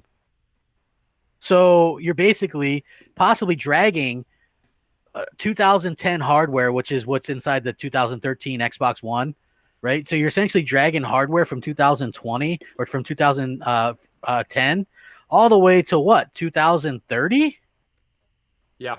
Like 20 years? You're really dragging at that point. I mean, can you just look at how Destiny, they cut that off, right? Like, it could have probably been much better if they just designed that for next gen right away. Yeah. But the fact that they were still coding for hardware I think really held back the frame rate and all kinds of stuff. So, realistically, you have to think about that, right? Why worry about the Xbox One version when people are going to kind of, you're not going to drag them with you for 10 years. It doesn't make sense. Mackenzie Peter says, for me and my girlfriend, we don't care which console is most powerful. History has shown most powerful system doesn't mean it will win. It's all about the games, which is what I've been saying for a long time as well. If you don't got the games, what do you got realistically? You don't got nothing. Thing when it comes down to power too, Crap, this is something that I've been saying just recently, maybe in the past month or two, is even with Microsoft having the power crown going into the next generation, without any first-party games coming out, they're now relying on I'll play the best multi-plats on Xbox. And that's fine. That's fine. But here you have Avengers, Marvel's Avengers, and I got to look it up. I don't remember who it was. I think it was NX Gamer, who does a lot of what Digital Foundry does, and really magnifies and microscopes things down. And it's funny. It seems that the folks over at Square Enix and Crystal Dynamics are basically using the same build for the PlayStation onto the Xbox. So there's certain things that the PS4, even though it's underpowered, it looks better in certain areas. Not all. There's certain areas where the Xbox wins. But if it's a 50-50 where this console has a little bit of better here and the Xbox has a little bit better here, well, that doesn't justify the means of having that powerful console. It's not giving the consumer that. That's why I don't think people are making this big move over for the 12.1 teraflop versus the 10.3. I'm just not seeing that move. I don't think that's going to happen. And without a first-party AAA exclusive that really makes you want to buy that console, I'm not seeing this happen. And the Marvel Avengers is a great example of that. The Xbox One X version should pretty much stomp the PS4 Pro version. And when you watch NX Gamer do his side-by-side comparison, and he's no fanboy, he literally just dives deep into the games and does the analysis. It really, the PS4 Pro version stands very, very well on its own. And by the way, I'll tell you, I know a lot of people are down on that game, but sometimes when games come out, Crap, and I'm kind of segueing here just a bit, but I do want to bring up the Marvel's Avengers. I'm not telling, by no means am I trying to talk anybody into it, but if you're done with Ghost of Tsushima, and something like Fall Guys your backlog is not interesting you, those games are not interesting you, Marvel's Avengers comes out early September. I believe it's September 4th. Correct me if I'm wrong. But that's a fun game, and it's kind of like a Destiny light. We're gonna have to stream some of that, you can, and I'll be in it. You know what I mean? Because I'm definitely, I'm in it on PlayStation. I believe next weekend. It's PlayStation. PlayStation has open beta from this weekend on out. Next weekend, it's PC, Xbox, and PlayStation, I believe, it's next weekend or the weekend after, where it's open to everybody. But right now, if you're PC or Xbox and you pre-ordered it, you can play this weekend. If you're PS4, everybody can play. I believe it's open to PS4. Yeah. The game is a ton of fun. If you're I don't see how you could not like the game if you're a Marvel fan. And what I meant by perfect storm was this: from September till November, there's not a lot of games coming out, right? Yeah. I mean, what's slated for September and October? That's a massive time consumer. Yeah, like I don't know. Maybe Call of Duty in October, but we haven't even seen anything from that yet. no, we haven't. You know, So have that's you my whole like point. that's pretty surprising, and I think one of the reasons why, and they officially said that, was because of Warzone. It's so popular.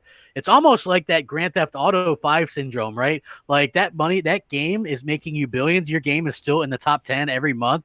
Yeah. Like, are you in a hurry to make a new one, Mooch? You know what I mean? A new Grand Theft Auto or a new Call of Duty. Well, no, they're not in a hurry. Yeah, listen, Modern Warfare was still in the top 10 on MPD. Right? And 50 million people are playing Warzone? Like, that's crazy. Like, why would you be in a hurry to release something else? Like, I get that end of it. That's probably why they've waited so long. But I like playing the story. So, you know, I'm cool. I'm like, for that end.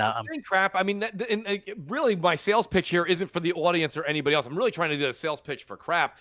Is that, you know, he's always, and he could say he never liked Destiny. That's fine. But he's always liked first-person shooters. He's always liked what Bungie's been able to do, right? I think the gunplay was awesome. Right, but the time is just too much. I don't think you're going to run into that. You know, some people were saying Marvel Avengers is like, you know, Destiny for, you know, people who don't want to put the time. Listen, if you don't want to put the time in, Crap, this game is for you, because you could play it single player and bonify and strengthen each of the characters. That's what's great about this. So you can literally go through the missions, play them as the different characters. And as you level up the characters, when you play solo, Crap, and you go into a mission, the 3 characters that you've leveled up on the side are the ones that come with you. Even if you're Iron Man, the Hulk and the Black Widow and the I'm trying to think, Miss Marvel, those characters that you've leveled up on your own are the ones that come with you with the outfits you've chose and everything else. And then when you play with, you say me, or you pick up with Dark Goldblum, and you play with us or Nova, and the 4 of us are playing, then you'll pick whatever, Iron Man, I'll be Captain America, whatever. My point being is that you can select of all the characters you've built up, which one you want to take into the fight. It's a lot of fun, and it's easy. It's mindless fun with your friends, or it's something you can do alone. And I understand it's got some glitches. It's in beta. Remember, guys, when the first Destiny came out, Crap, I think the first Destiny got a 72 meta. That's not great, Crap. It was 72 or 74. So if this game comes out and gets a 77 or a 76, I think that's kind of almost fair for where it stands today. But it's going to be one of those games that continues to get built on, and it's Marvel. That's why people have it got a 76. Yeah, it got a 76. Oh, did it get a 76 already? They already rated it? Okay. No. Destiny. Okay, Destiny. It was 75 on Xbox, 76 on PlayStation 4. I see the exact same thing happening for this game. I would say that this it's a games as a service. 74 and a 76, yes. But the good thing about it is, though, that you know, you don't have to constantly play it to jump. No. Like if if I don't have to. What else are you really playing, Crap, from September 4th till the new consoles? Exactly. Probably not. I mean, I've been playing. I'm almost finished with Ghost of Tsushima, right? And I've been playing the Mafia 2 remaster. I love that game, but I'm almost done with it. So yeah, I love it. It's like, I bought it when it came out, and I just got back into sort of playing it or whatever. But yeah, it's so much fun, man. I love that game. So yeah. Mm-hmm. What else we got on the agenda, Crap? How was Mafia 1? Was it as buggy as people were saying? Mafia 1 releases the 28th. Oh, okay. So Mafia. Yeah, they pushed it back. Mafia 2 remaster, and then they also redid, or they fixed some stuff with Mafia 3, which I love Mafia 3 as well. That game was buggy, like weirdly buggy, but was so good, and the music was so good, and the story was so good. I loved it. I played that and beat it, and all the DLC for it and stuff like that. So I mean, there was that kind of stuff. We could talk a little bit about some of the FUD against PlayStation 5. We've seen some of this stuff come out where people were saying, the PlayStation 5 was struggling to do 1080p 60 on the next Resident Evil game. It can't do 4K, which was the interesting part to me about this, which we don't have to really mention any names or anything about it. But the whole reasoning behind this particular individual's reasoning for bringing this up was to, quote, even things out after bad Xbox news. Okay, so I mean that's not really something, in my opinion, that hey, well, Xbox got bad news. I wanted to even things out, and so I wanted to give PlayStation bad news. Like, that doesn't really jive with me. I don't think that that's not really a smart thing. And not only that, again, so the engine that they're using, I guess, is a slightly modified Resident Evil 3 or 2 engine or whatever it is, right? So they built that for their next generation Resident Evil games. Okay, the thing is Resident Evil 3 Remake runs at 1600p, 60 frames per second on the PS4 Pro. Okay, so try saying that it's only going to do 1080p 60 on the PS5 was absolutely ridiculous to begin with. And then it came out, oh, well, he was talking about hearsay from months and months and months ago, blah, blah, blah. Yeah. Completely kind of ridiculous. And then other people were trying to say that Quantum Error game was only going to do 4K 30, right? And the developers, because I mentioned this in a video, the developers themselves were on record as saying, because they're on Twitter, so they're sitting there talking about it, and they're like, we don't know who said that, but our game is right now 4K 80 frames with ray tracing, and it's not even optimized yet. So yeah. I mean, that basically says everything you need to know. I mean, what is your thoughts about like the FUD and just kind of like, this is stuff that usually happens, but it doesn't really happen to Xbox as much, or usually happens to Xbox. It's not really a PlayStation thing. No, I mean, listen, when he came out and said what he said, he was trying to save a bit of face too. And he said, listen, I was just trying to do this because of that situation that you just mentioned. And, like you said, you've got to start to forget the intent here, right? Just to give Xbox a good face for a bit. That was the intent of his tweet or his mentions. But if you look at what he actually wrote that you already debunked, Crap, when you look at it, you say the PS5 can't do 1080p 60. It doesn't hold water. I mean, there's PS4 Pro games right now that are doing 1440p 60. You know what I mean? Like, I don't know. I don't see. I try to look at things at face value now, and then I discredit it right away. I don't even get into the weeds with it because it doesn't hold any water. So when I read that, like you said, it already didn't make sense to me day one. Day one, it didn't make sense to me. You can clearly see through the marketing routes, okay, that are going on right now, who's kind of taking a side. Now, they're not doing it in the old-fashioned console war type of mentality, right? Yeah. But you can clearly see who's taking a side. And I'm talking about the big-time YouTubers. I'm talking about people that have 500,000, 1 million subs. They do the tech shows, right? You can clearly see what side they're taking moving into the next generation. And that's fine. I think a little bit of that is influence. We see them getting they get what is it? There are all kinds of propaganda and things from Microsoft, and that's fine. That's never been any different. It used to be a little bit more behind the scenes back in the day. Now it's a little bit more front. So you can see what's going on. There's PlayStation guys, there's Xbox guys. That's still happening, but it's happening now at the content creator level, and that's what you're saying. And you're also seeing it through these guys that leak. Right? Because think about it. One little thing like that, one little mention like that on whatever it was, Reset Era or Twitter or wherever you put it, and you're going to get millions of clicks. And millions of people are going to talk about it. People are going to do videos about it, right? And it just grows and grows and grows. That's my point. So this is all part of a bigger thing that's going on right now. Gaming media is no different than any other media at this point. It's 24/7, 365 days a year. Crap. You look at the stuff that's going on now, and like a lot of the big sites or a lot of the sites, that medium-sized sites, those things aren't what's done now. Like if you look at Microsoft, right? They really rely on, grassroots or like YouTubers and things like that, because that's where a lot of influencers are now, right? Like back when we first started doing that and we were doing BGST and stuff, there weren't a lot of different outlets and stuff like that. Let me pay some bills real quick. True Witty says Avengers is great. I love it, and it is fun. I'm looking forward to playing it as well. I haven't had a chance to yet. Hustle and Motive, thank you very much. I appreciate that. Mackenzie Peter says my girl. Hustle. Exactly. Mackenzie Peter says, my girlfriend wants to tell you guys, did you ever notice when Microsoft talks about the power of the Series X, it's all about developers' vision, Microsoft's vision for Game Pass. Yeah, Game Pass is their thing. That's basically what they care most about.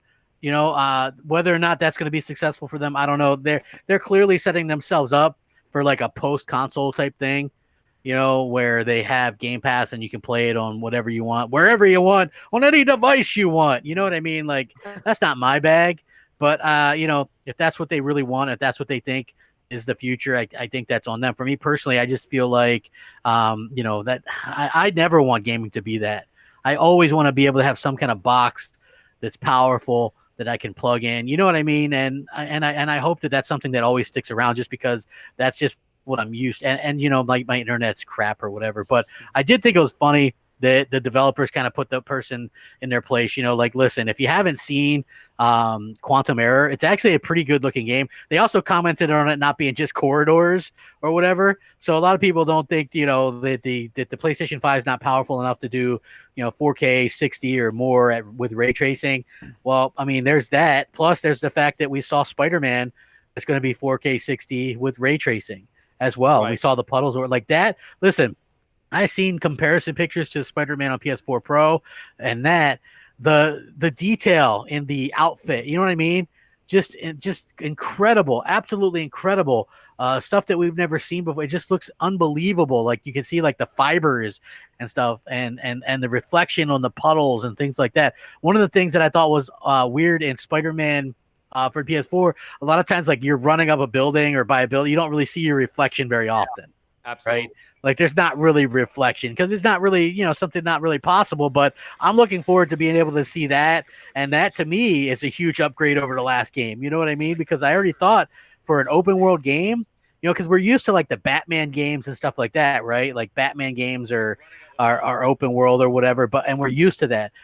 But there was never really a ton of people in those worlds. Remember, Mooch, what I'm saying? Like there wasn't a lot of people. There wasn't.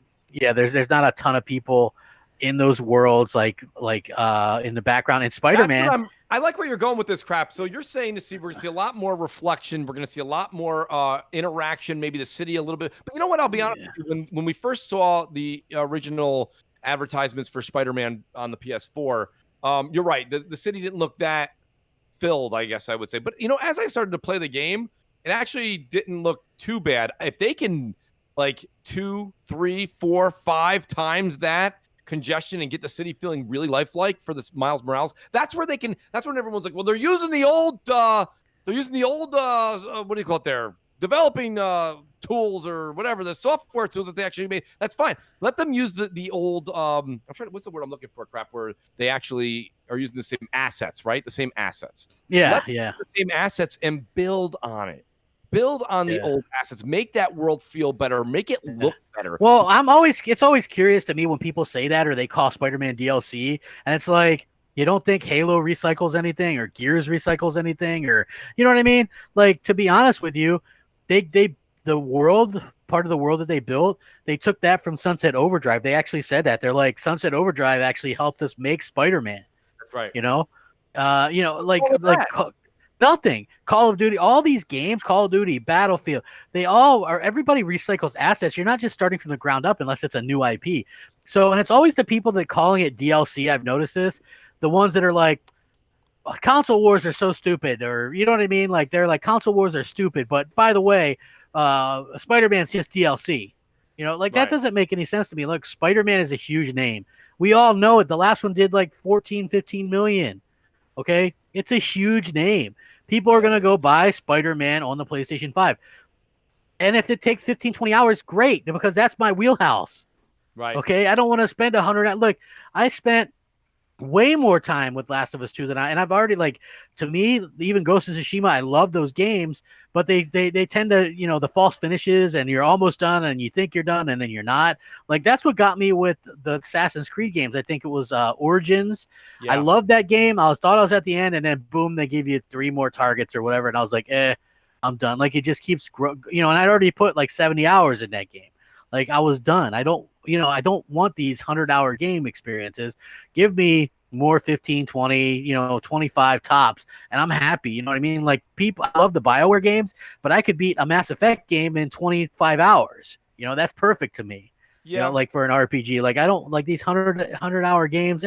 Those aren't exactly my thing, so to speak. Yeah, you know what I mean? Ghost of Tsushima, from people that I haven't beat it yet, but I'm hearing that game's about 45 to 50 hours. I'm not sure if that's the platinum or that's just completion. But that does run a bit long. What is it? What was I looking at? I think I did 34 hours on my first playthrough, The Last of Us 2. And then, you know, the second one's a little bit faster because, let's be honest, you know, you do the New Game Plus, you don't have to stop it. I already got all the workbenches. I already had everything upgraded, or the majority of stuff upgraded early on. So I ended up doing the second playthrough in like about 30 hours. And now I'm going to start playing it through Ungrounded. that's probably going to go back up to 34 hours again because you've got to be meticulous with your playthrough. You've got limited resources. You've got enemies with higher hit. I hardly found ratios. resources to begin with. Oh crap! And that game. Oh boy, you don't want to play Game grounded scared then. the hell out of me. Yeah, that game scared. Like there were some parts with the big ones that like they're hard to kill. Those things took me. Scared the hell out of me. I wouldn't play that game at night, man. I was like, man, I ain't playing that game. Like where you get into the red lights down below and stuff. Like I was like, whoa, you know, I wouldn't play that. You know, that's the hospital. Yeah, again, but I love the game. Yeah, I love the game. Oh, and even when you go underground and then you gotta, you know, with the hospital, like, you know, all the tents and stuff, and then you're trying to get the supplies and that big thing's chasing. I was like, what the hell? It was like, this is like, they went full Resident Evil on my ass. I was like, damn, man. But I loved it. I thought they did. But I loved the game. I thought they did such a fantastic job with that game. You know, it just really impressed the hell out of me. I thought it was great. And Ghost of Tsushima, you know, even though PlayStation tends to get a bad rap or whatever, they go, well, you know, all these games are the same or whatever. You know, that's what open world. Those two games couldn't be more different. You know, they honestly couldn't be more different if they tried. No. You know, so for me personally. I think we lost Crap. I'm not sure. Maybe I heard his internet going in and out a bit there. I'm not sure how he's doing. Crap. Yeah. We don't have you on. There you are. You're back, Crap? Nova, you're here. I know. Yeah, I'm here. Yeah, I don't know. I think Crap might have to reset his audio. The good news is I know Crap's getting new internet in the semi-near future. So that's going to be exciting. But I mean, more of like what he's saying is that while Crap kind of works on it, is Ghost of Tsushima is a completely different game. And when you stop and think about the games that have come out from Sony's side of the world in The Last of Us 2, and then you have Ghost of Tsushima, they play different. I don't know if they necessarily hit totally different crowds. I know that they hit different crowds, but not totally different. I could see a lot of people enjoying The Last of Us 2 and then enjoying a game like Ghost of Tsushima. Now, how far are you, Nova, in something like that? I'm still wrapping up Chapter 1 of Ghost of Tsushima. I'm totally a completionist gamer, so I'll go through do every single side mission, kind of take care of everything before moving on, just because I don't like to backtrack too much. But that's why games take me, 40, 50 hours sometimes. Yeah, that's my problem too. Anybody who's watched any of my streams, I have to do a selfish plug on Twitch, the Mooch78, but whenever I do that, I always say it's a me problem. I have to get all of the consumables. I have to get all of the collectibles. I have to get everything. So for me, I've stopped looking at how long people say games take, because if someone says a game, Nova, takes 20 minutes, for me personally, it takes 50 minutes. Yeah. You know what I mean? People play different. Pardon me, 50 hours. Pardon me. Yeah. 20 hours, it takes me like 50 hours. I can't stop looking for everything. It's a me problem. Yeah. Well, especially if you want to platinum it later, it's easier to kind of get that work done as you're just playing it from first time through versus like going back and backtracking. Sometimes that gets annoying. I mean, I know with Batman Arkham City, that was one of my big gripes. I wanted to platinum it, get the secret ending or whatever, but going back and doing all these Joker, the Riddler challenges, it would just kind of a pain. So, well, the Riddler challenges, don't get me started on that. Crap, are you back? I noticed that Crap was able to. Hello? There you are. He's back, everybody. It's great. Yeah. So you guys can hear me. Yes, you are. What you're saying. Officially back. I don't know if the audience can hear you quite yet, but we certainly can, and it's great to have you. I don't know what the heck happened. Like, I couldn't hear anybody, and my internet was like, there's been a connection problem. So, hopefully everybody can hear me. Sorry about that. That's one of the issues. But you know what? You guys are pros and stuff like that, Mooch. Absolutely. No, we were just discussing. We took what you were about to dive into, Crap. Me and Nova just went a little further into it, and that's the different audiences for something like The Last of Us 2 and Ghost of Tsushima, and also the time variance. Where you have a 30-hour and possibly a 40, 50-hour with Ghosts coming from The Last of Us 2, and just how different possibly, I don't know if it speaks to two different audiences or it doesn't. But one of the things I did want to talk about, I think we brushed on it, Crap, but we didn't really get too deep, was how Sony's really attacking these third-party deals coming up next generation. Yeah, I feel like that's very smart. The wise old gamer's like $199. Please leave the TCL internet alone. Hey, listen. I I can't help it, dude. You're getting new internet soon, listen, aren't you, I was supposed to. I am 300 feet from that, but the guy came out and he was like, "I'm gonna be honest with you, because I live in the country." He's like, "I'm gonna be honest with you. There's not enough people on there. They'll probably never come out. Add more lines out here." So that's basically where I was left with that. Yeah. So heartbroken. Oh, I'm heartbroken. You also got another $1.99 from the Wise Old Gamer. $2. This is for Craps Internet. So. Yeah, I mean, that's basically what it's for. Trust me. Dude, I had all these delusions of grandeur in my head, Mooch. I was going to be a streamer. I was going to be the next whoever. You know, I was going to be the next Dr. Disrespect or whatever. You know what I mean? I was going to be great, man. I would love to watch you stream, Crap. I think it would be great. I think everybody would like to. I was making plans for it, dude. I was going to be like, dude, this is going to be it. I'm going to have, I got my setup. I got everything ready to go. I was ready to do it, man. I'm hilarious. And then next thing you know, they're like, sorry. We're not going to be able to do it. And then the funny thing is, Dominus Day says people who played Horizons will love Ghost of Tsushima. I agree, because I thought that The Last of Us 2 was a good game, but it wasn't like a super fun, like happy fun time game. You know what I mean? Like it was like, most of the time my heart was in my throat. So it was like, what's going to happen next? It's like, yeah. So like Ghost of Tsushima, a little bit more fun, kind of laid back. You just kind of chill or whatever and just have some fun with it. But yeah, like I had plans. I was going to do all that kind of stuff, man. I was going to be on to streaming and doing all that kind of stuff. And then like what happens, just shout out to Gregory Von Doob. He goes, you would be Dr. Disconnect. I love it. Probably. Well, worst of all, Thursday night, I didn't even get to do a video because I had 2 videos ready and I had them uploaded, and I usually set my stuff to go off on a schedule, but I didn't have thumbnail. I didn't have anything set up, and the internet went out for the whole day. So I did no videos that whole entire day, even though I had 2 uploaded, but I didn't have the chance to do like thumbnails or like do the stuff that I was supposed to do because the internet was out. So I was like, you know what I mean? It didn't come back to the middle of the night. So yeah, you're kind of really screwed in this instance, like when you're, living in the country or whatever. It's like, it's true. You're just kind of stuck with what you got. Man, I was like, we can start watching the 4K streams and stuff. Like, dude, I was extremely happy. Well, dude. I know what you're talking about because you wrote me when you were going to get this, when they said they were going to run the line, and you're writing all this stuff to me, and I'm like, who's this guy? He's going to be a streamer. Yeah, dude. Get, like the fun glasses. He's going to have to get a new haircut. I mean, all kinds of things were coming to mind, and then you're like, listen, he's not going to run it. I even told you to go the old Italian route. You got to go over there and be like, here's $50, buddy. Could you just run it down another 200 feet? Like, what do I got to do to get this line? The funny thing was, the guy told me, he goes, I could run it. You probably wouldn't get any signal. And I was like, you know what I mean?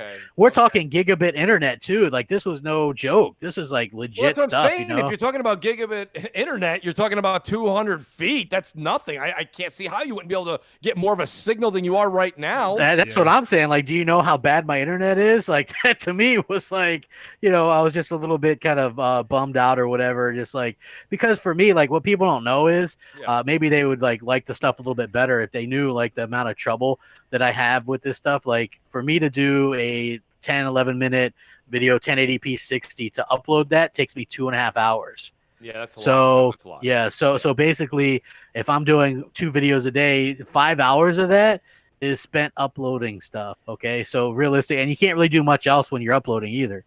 So because my upload speed is like less than 3 megabits.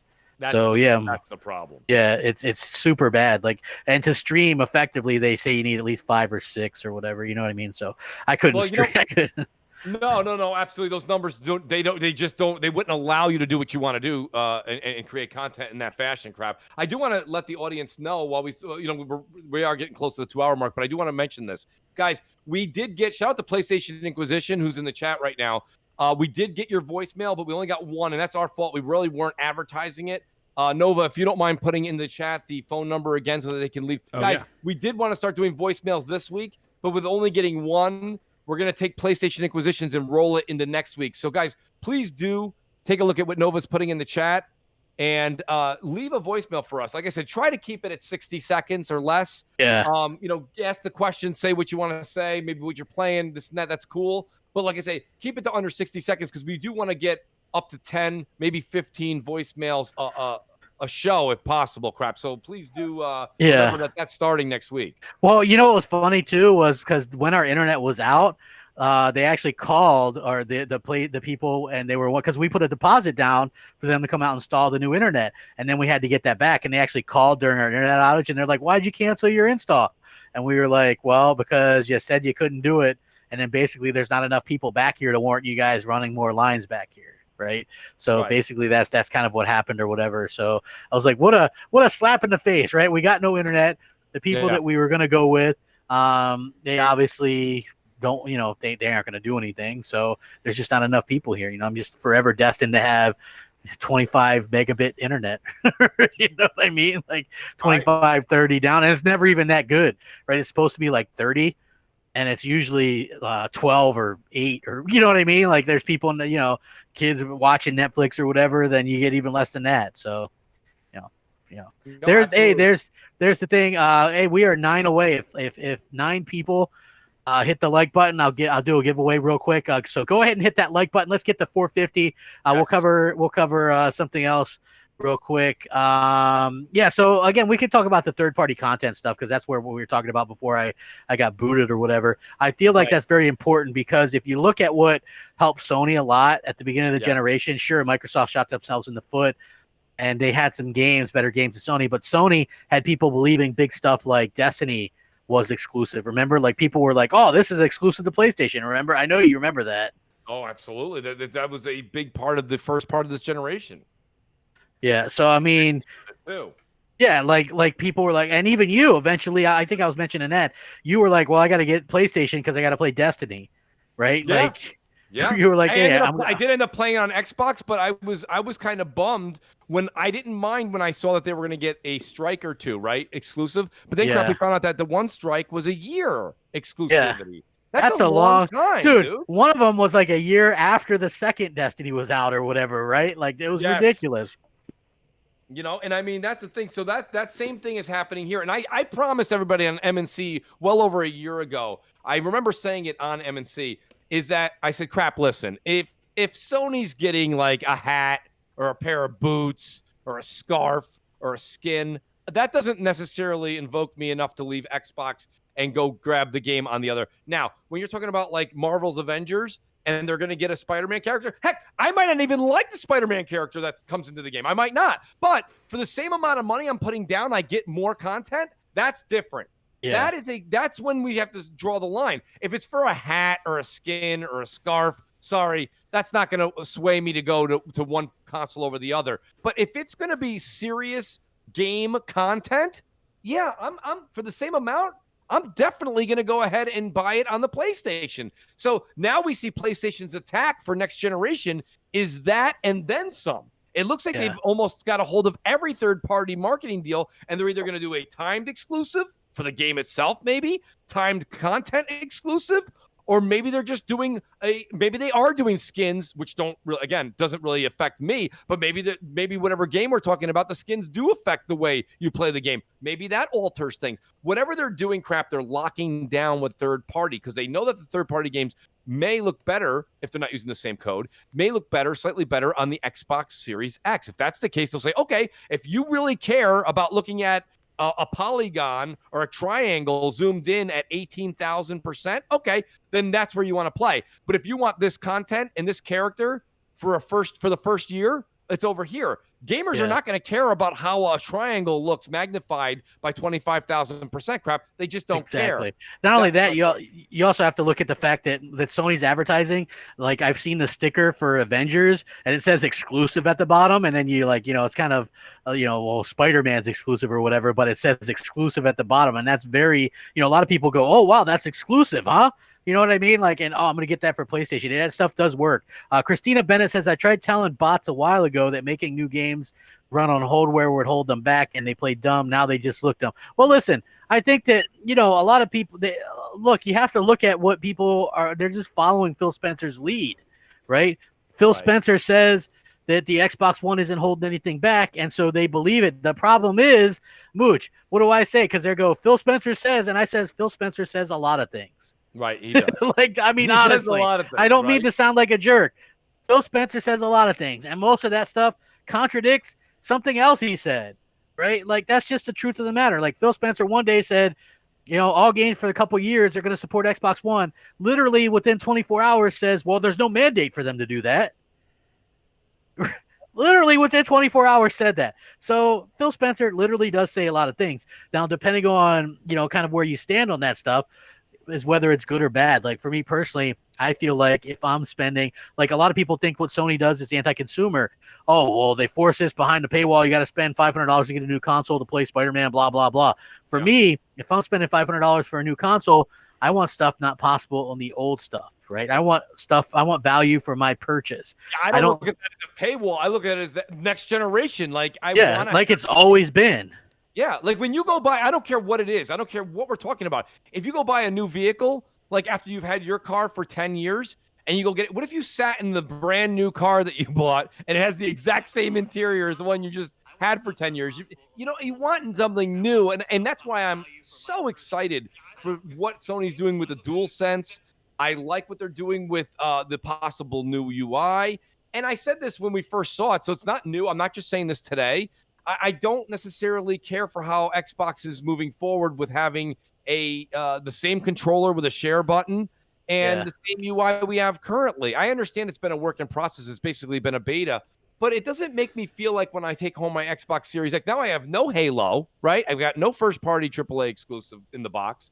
I've got the same controller I own, and I've got the same UI. It just doesn't feel so new day one. Whereas with the PlayStation 5, who knows? Maybe we're not going to like it. Maybe we're not even going to like those things. But when I pull out the PlayStation 5 out of the box, I got a new controller. I've got new buttons and accessories and things that are going to be working hand in hand with the new UI and working hand in hand with these new creative tools that the developers get to use first party. I've got a new first party game. It's new. So when you got to plunk down $500, it's exciting to take that new feeling home, open it up, experience that. Whereas I feel like the Xbox Series X, I'm not sure if we're going to get that brand new feeling out of the box because UI is the same, controller's the same, no new games, right? It's like, okay, so what's that new feeling? Where's that rush you're going to get as a gamer when next generation? We've been going through this for decades. Where's that rush coming on the Xbox Series X? Maybe you guys can tell me. Maybe I'm missing something. But it's certainly not going to be the same games that I can play on my Xbox One X and the same controller I have now. I mean, I have an Elite controller version 2. Like the fact that the new controller comes with a share button, I'm sorry, but my Elite 2 is better than that new controller coming in Xbox Series X. It better be for the price tag of the Series 2 crap. Yeah, I agree. I agree 100%. I think that's 100% exactly how it should be. You know what I mean? I think that's it's weird the way that sort of works or whatever. I honestly do hope that Microsoft sort of goes into it and decides to buy something, get something exclusive for their platform holders or whatever. You know what I mean? Just the next month crap. They may have. This is the same thing when they found out that, remember when they ran into a problem with the Xbox One before launch? That's when they locked down Titanfall. Exactly. So what I'm going to do is I'm going to put something in the chat. This is an Xbox code, by the way. So everybody get ready to do the Xbox code thing where you enter it in or whatever. I want to get everybody a chance because I'm just going to put this in the chat. Now, what I'm going to do is I'm going to Are you going to leave like one of the letters out or one of the numbers out? I'm going to leave one of the letters out. Oh, and by the way, I want you to know I don't blame crap for doing this. I hate those giveaways. I know, but I'm going to leave one of the letters out. And it is a letter, though. I will give you that. It's not a number. At least it's a letter. It's not a number. It's a letter, folks. So you only have to guess 26 times. Not only that, but I'll tell you this too. So, this is going to be on the last set. So the second letter is missing on the end set. So XDOS says, "Good to see you all back. My question is, what is wrong with Phil Spencer? How can anyone justify buying an Xbox Series X?" Listen, I don't know. Grounded. If you're happy with what's happening, yeah. So anyway, this is an Xbox code. I'm going to put the question mark. There's a question mark where this is. I'm going to go ahead and do this right now. So there it is. You see the question mark there? That is where a letter should be. A letter, not a number. Right, What's that? We want to know who wins. Yeah, let us know who wins. So enter that in, and somebody, if you win, it's an Xbox code. Let me know if you won so that you can let us know. Everybody hit the like button Share it out. We're having a heck of a time here. We're gonna be doing more giveaways and adding stuff to the show as we go along. But I thought we really felt like why no Sony. Well, this is what I had right now. I had a Xbox code on me right now. Well, so I think there's a few people in the chat that are misunderstanding. Guys, you don't have to put the letter in the chat. You just go and try it out on Xbox. Oh, try it out on Xbox. Yeah, open up the Xbox Live thing. If Crap was to say, "Oh, the letter F is correct," well, the rest of the code's there. So the guy who guessed F doesn't get the code. Everybody else can just plug in the F. Yeah, just plug it in, man. Just try it out. You don't have to put the letter in the chat, guys. By the way, while everyone's doing this, I do want to do a plug for the MNC show again here, guys. Yeah. We do this every Sunday at 11:30. We go between Crap's channel, my channel. The great Nova's here. Nova's starting his own podcast. Now, Nova, you said you were going to have one this Thursday. You didn't contact me yet. When is the Nova podcast happening on your channel? The Insomniacs podcast is definitely happening this Thursday. We ran into some issues again. You guys know how this podcasting thing works. So this Thursday at 7 p.m., I'll make sure to send some stuff out to you and Crap, to help get the word out. Awesome. Okay, definitely promote it. I want to get Nova out there. And we know that, guys, we are going to be doing the MNC. The turnout today was outstanding, Crap. It's so great to see so many people coming out. It is. Like, listen, I know it's a Sunday morning show. Obviously, it's not a primetime show. So, there's not going to be thousands of people here. But, just to get, I think we had close to 900 at one point is fantastic. Because you got to figure the West Coast, they aren't even up yet. So, people can watch it later and things like that. I really do think that's something that it really is fantastic. So did anybody win this? I don't know, but a lot of guys are upset it's not a PlayStation code. I'll drop a PlayStation code next week. Okay, you guys. Sorry, yeah, I promise. I'll work on that. That's my channel. I'll work on something like that. Here, you know what? I'm just going to go ahead and enter in the full code. Whoever gets this gets it. Okay, look, that's the full code. It was P for Phil Spencer. Okay. There. So somebody could just enter that, win yourself a little code or whatever. Hit the like button. Hey, maybe we can get to 500 likes before we're off the show. That would be awesome. This has been a fantastic show. I love doing the morning stuff. Yeah, we'll alternate. We'll do Xbox and PlayStation for now on. Okay. Try to keep it even. Yes. I really do appreciate you guys coming out and stuff like that. Make sure you guys subscribe if you haven't already. Subscribe to Mooch's channel and check out Nova's stuff as well.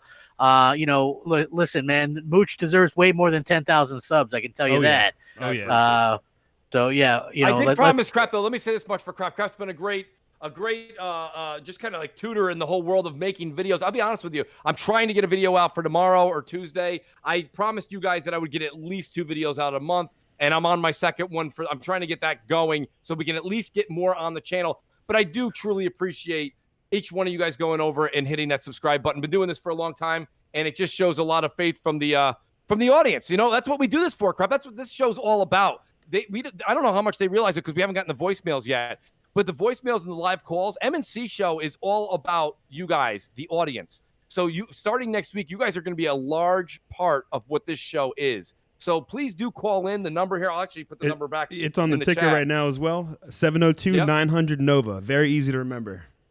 There it is, guys. Call in. Leave it. Like I say, try to keep it at around 60 seconds because Nova's going to have to edit it anyways. We want to get a lot of calls in. And hey, T got it. $10. There you go. There it is. Appreciate it. Congratulations. Yeah. Nice. Like I wanted to do it that way because we had trouble getting people to contact us on Twitter before. Or whatever. So, like if you guys do Twitter, we can still do some giveaways there as well. But it's just hard to really get in contact with people to give them what they want. So, no, Crap. I truly appreciate that. A lot of great people in the chat saying, Mooch, I'm subbing to you right now. Thank you, guys. Beyond Wisdom, thank you. I am LMNOPO. Thank you so much. That means the world to me. But yeah, Crap. Great show today. Great show on Nova's part. Great show. And it's up to you. I think we're ready to enjoy some gaming today. Let's ride it out, guys. Go ahead and end it off for us, Nova. Appreciate it. All right. Thank you, guys. Thank you, everyone, for tuning in today for this Sunday's MNC morning show. Catch us next week on Mooch's channel. Again, the phone number is 702-900 Nova 6682. We will catch y'all next week. Make sure to tune in, like, and subscribe. Thank you. Peace.